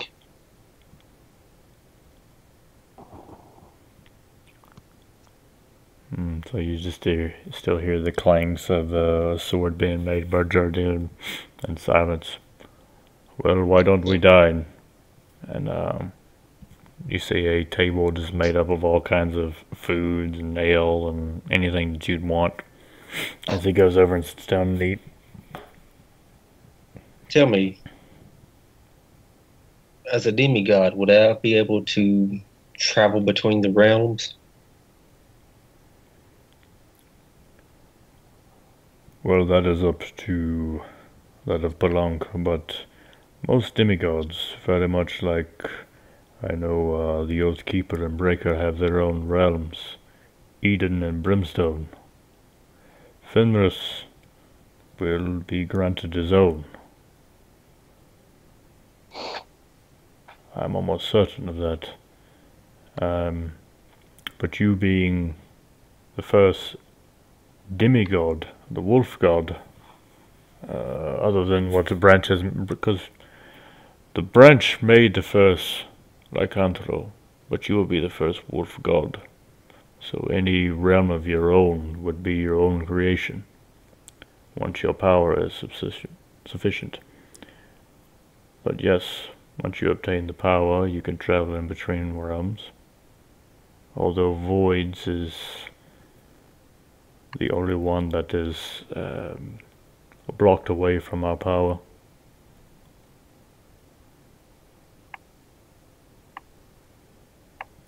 Why do you ask? Curiosity on how it works. Yes. Once the power is obtainable, you may go. You can come here, to Clash, to Eden, to Brimstone, although they are pretty much overrun by Void's minions at the moment. Once they are cleansed, you could go there, you could, maybe, any place you'd like. Also, I do know that in Brimstone, for example, there is a hidden power there that is being closely guarded by the dragons that Void has put on guard there to guard it. There's the breakers that have fallen in battle in Malifor that are called the Broken. Their spirits that are there, and they can be used one time.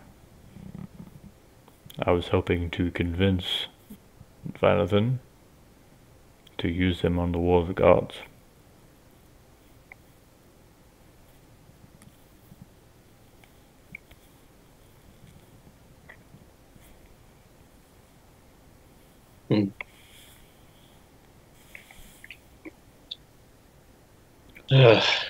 But that would be up to him, because they are servants of him.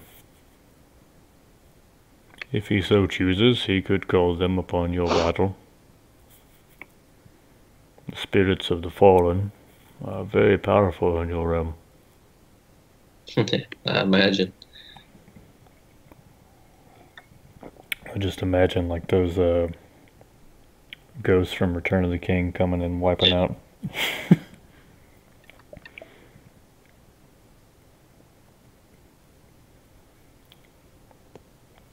So yeah, he just continues to eat. And eventually Jardoon takes a break, comes over and sits with you guys. How's it coming? It'll be another little while, and I'll have it done. I don't know how much time has passed, though. Time goes by much faster here in the realm of the gods. But I have made sure that anything that transpires in your realm will be communicated directly to you due to the dire consequences and situation that you're in. But in Malifor, 2 days have passed. 2 days. What's happening between the tieflings and the orcs? Battle is still being waged. The orcs have the upper hand. But the tiefling archers are continuing to rain volleys down, and the Demnor are keeping them at bay. Tough little bastards, aren't they? That they are. You can expect many of those in our war to come. The gateways that are opened up in Pajaro are only allowing the Demnor from the realm of agony to go through. Those are not coming from the north. From Fangor. Right. Those are not coming from there. Those are the original that Salical crafted long ago. The most powerful ones are up in Fangor and Lycorel. Or now been pushed out of Lycorel, but now they're in Fangor.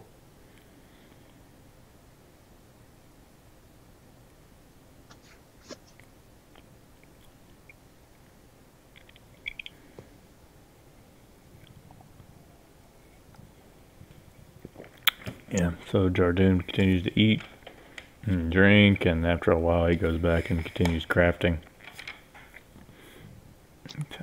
Hey, you guys reckon he could make any improvements to my axe? Jardoon looks back and, I'll get to your axe as soon as I get done with the sword, okay?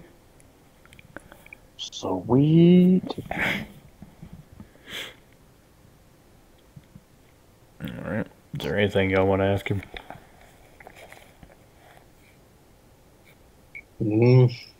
Not that I can think of at the moment. How many more gods are left?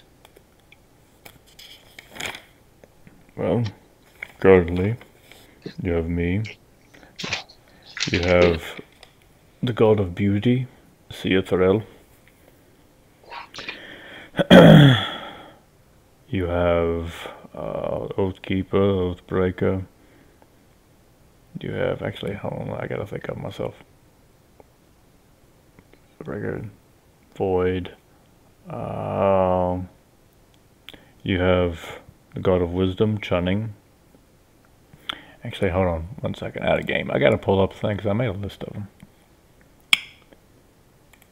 I just don't want to make sure I got them all down for you.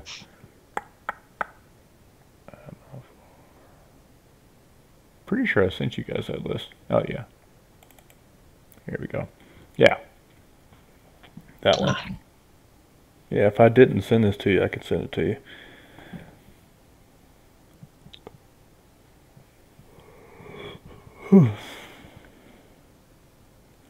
Yeah, so some of these have pretty much been killed off. So he's named off Demi, the Watch of the Dimensions, Salakel,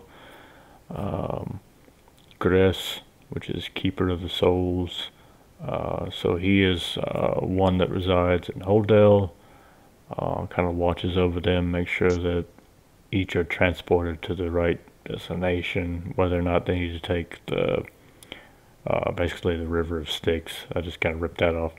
Take the River of Styx down to Agony, or if they need to stay in Hodel or wherever they need to go. Yorpel, which is the keeper of the Incrillian souls, they have a separate place they have to go. They should make sure of that. Pelunk, who you know. Sajin, who is now dead. Sia Thrill, got a beauty, I already mentioned there. Janelle. Chunning. Score. Croesus, who was Melvo, who is also now dead. And Branch, who is also now dead. But when he mentions Branch, he does say, well, we will soon have a new god of nature.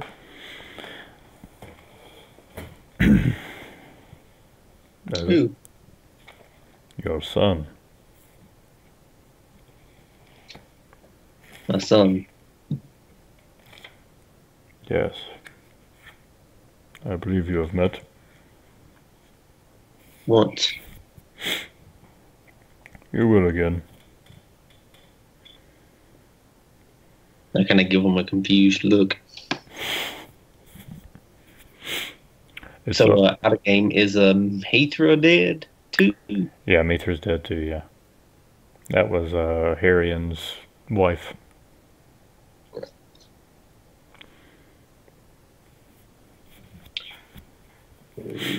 Citharel, Vesha, Oathkeeper, Oathbreaker, Chunning, Demi, Salakel's dead too, right? No, Salakel was trapped in that little pocket dimension that where Jess went and got the Lightbringer. Okay. He's just currently trapped. And that's why Void has full control over the Dimnall.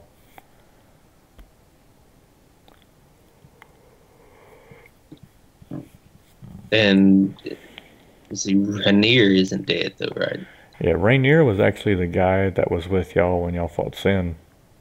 It was Dylan. I don't know if you remember Dylan. That was Jess's ex-boyfriend. Yeah.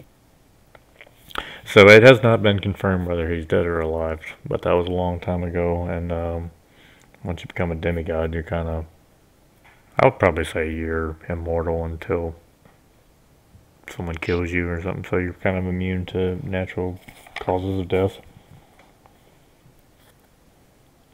Yeah, that's literally the only way you can die, is if someone or something kills you.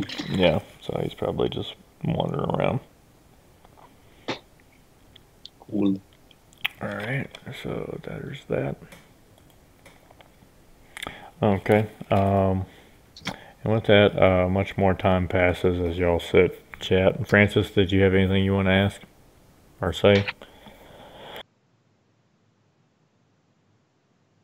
Did we lose TJ again? I think we did. Yeah. Well, bugger.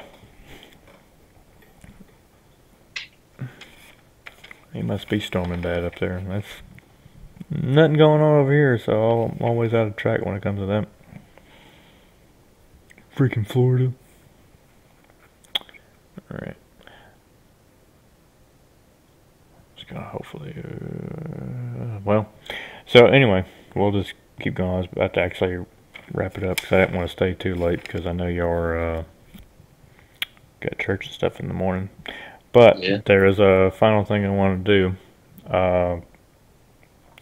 So Jardoon does eventually wrap up the sword, and you hear the final clang. He puts the hilt on, and he gives you. There he comes back. So Jardoon gives the hilt, which there's a wolf head, very much. I'm back. Had a sucky connection. That's alright. It's kind of got like a wolf head at the end of the hilt, kind of like a Jon Snow's sword, with the handle, and it kind of the top portion of the handle has like some wolf fur on it, and it kind of goes off into this gold-like engravings and stuff on it, and the blade looks very, very nice, very well crafted. And he hands you the sword with both hands, reached in front of him. Here you go, my lord. I'm gonna take it. Okay. As soon as you take it, you are taken away into a pitch black just area. You can see a ground in front of you, and you can see like some grass and what looks like trees off in the distance. You don't see Francis, you don't see Janelle, you don't see Jardoon anymore. Francis, from your perspective, he just disappeared. And with that, you hear, TJ's gone. and he's just like, forget it, I don't want to play anymore. You can hear Plunk coming up behind you and walk along. That's a well-crafted blade. It is indeed. Sword of Fenris. And he just kind of looks at it, admiring it. Dwarfs ain't all bad. But along with him, you see many people that are walking all around him. You see just all different races. But each of them are carrying some sort of, well, not all of them, but most of them are carrying instruments. Some have lutes, some have flutes, some have drums, just all sorts of just random just instruments, and they're walking along. Most of them are kind of looking at you, give you a nod, and then they disappear out into the darkness. And so as you kind of walk along, as you turn, and then you don't see Plunk anymore, but you can still hear his voice, and he's saying, I'm a big fan of bards. Do you like music, Wolf? I do. On occasion. Nothing gives me greater joy than after a good hunt to listen to music. That of bards past. All of these that have walked along in the wood line beside you ought to play a song. Would you like to hear it? Yes. Walk forward. I do. And so as you begin to walk forward, you see some fog go in front of you. Pretty heavy fog, and the pitch black trail that's leading you further into the woods. And then you can hear just a chord, which I don't know if y'all could hear that or not. Hopefully you can. Yeah. Okay. Alright, so you can hear just them beginning to play, and you hear Plunk just kind of taking it all in. I see, Memphis. Yep, Memphis. That was Memphis. Alright. You see, alien, you've been through it all. I've been quite pleased with your progress. You were separated from your bloodline. You stood the test, you went out on the hunt. But now, there's one final test. Do you know what it is? Yes. A tough test. And the last. You must face oneself. You ready? Rise, Wolf. And you see it before you on the trail. Your old self. Let the battle begin. And that's where we'll end tonight. Yeah.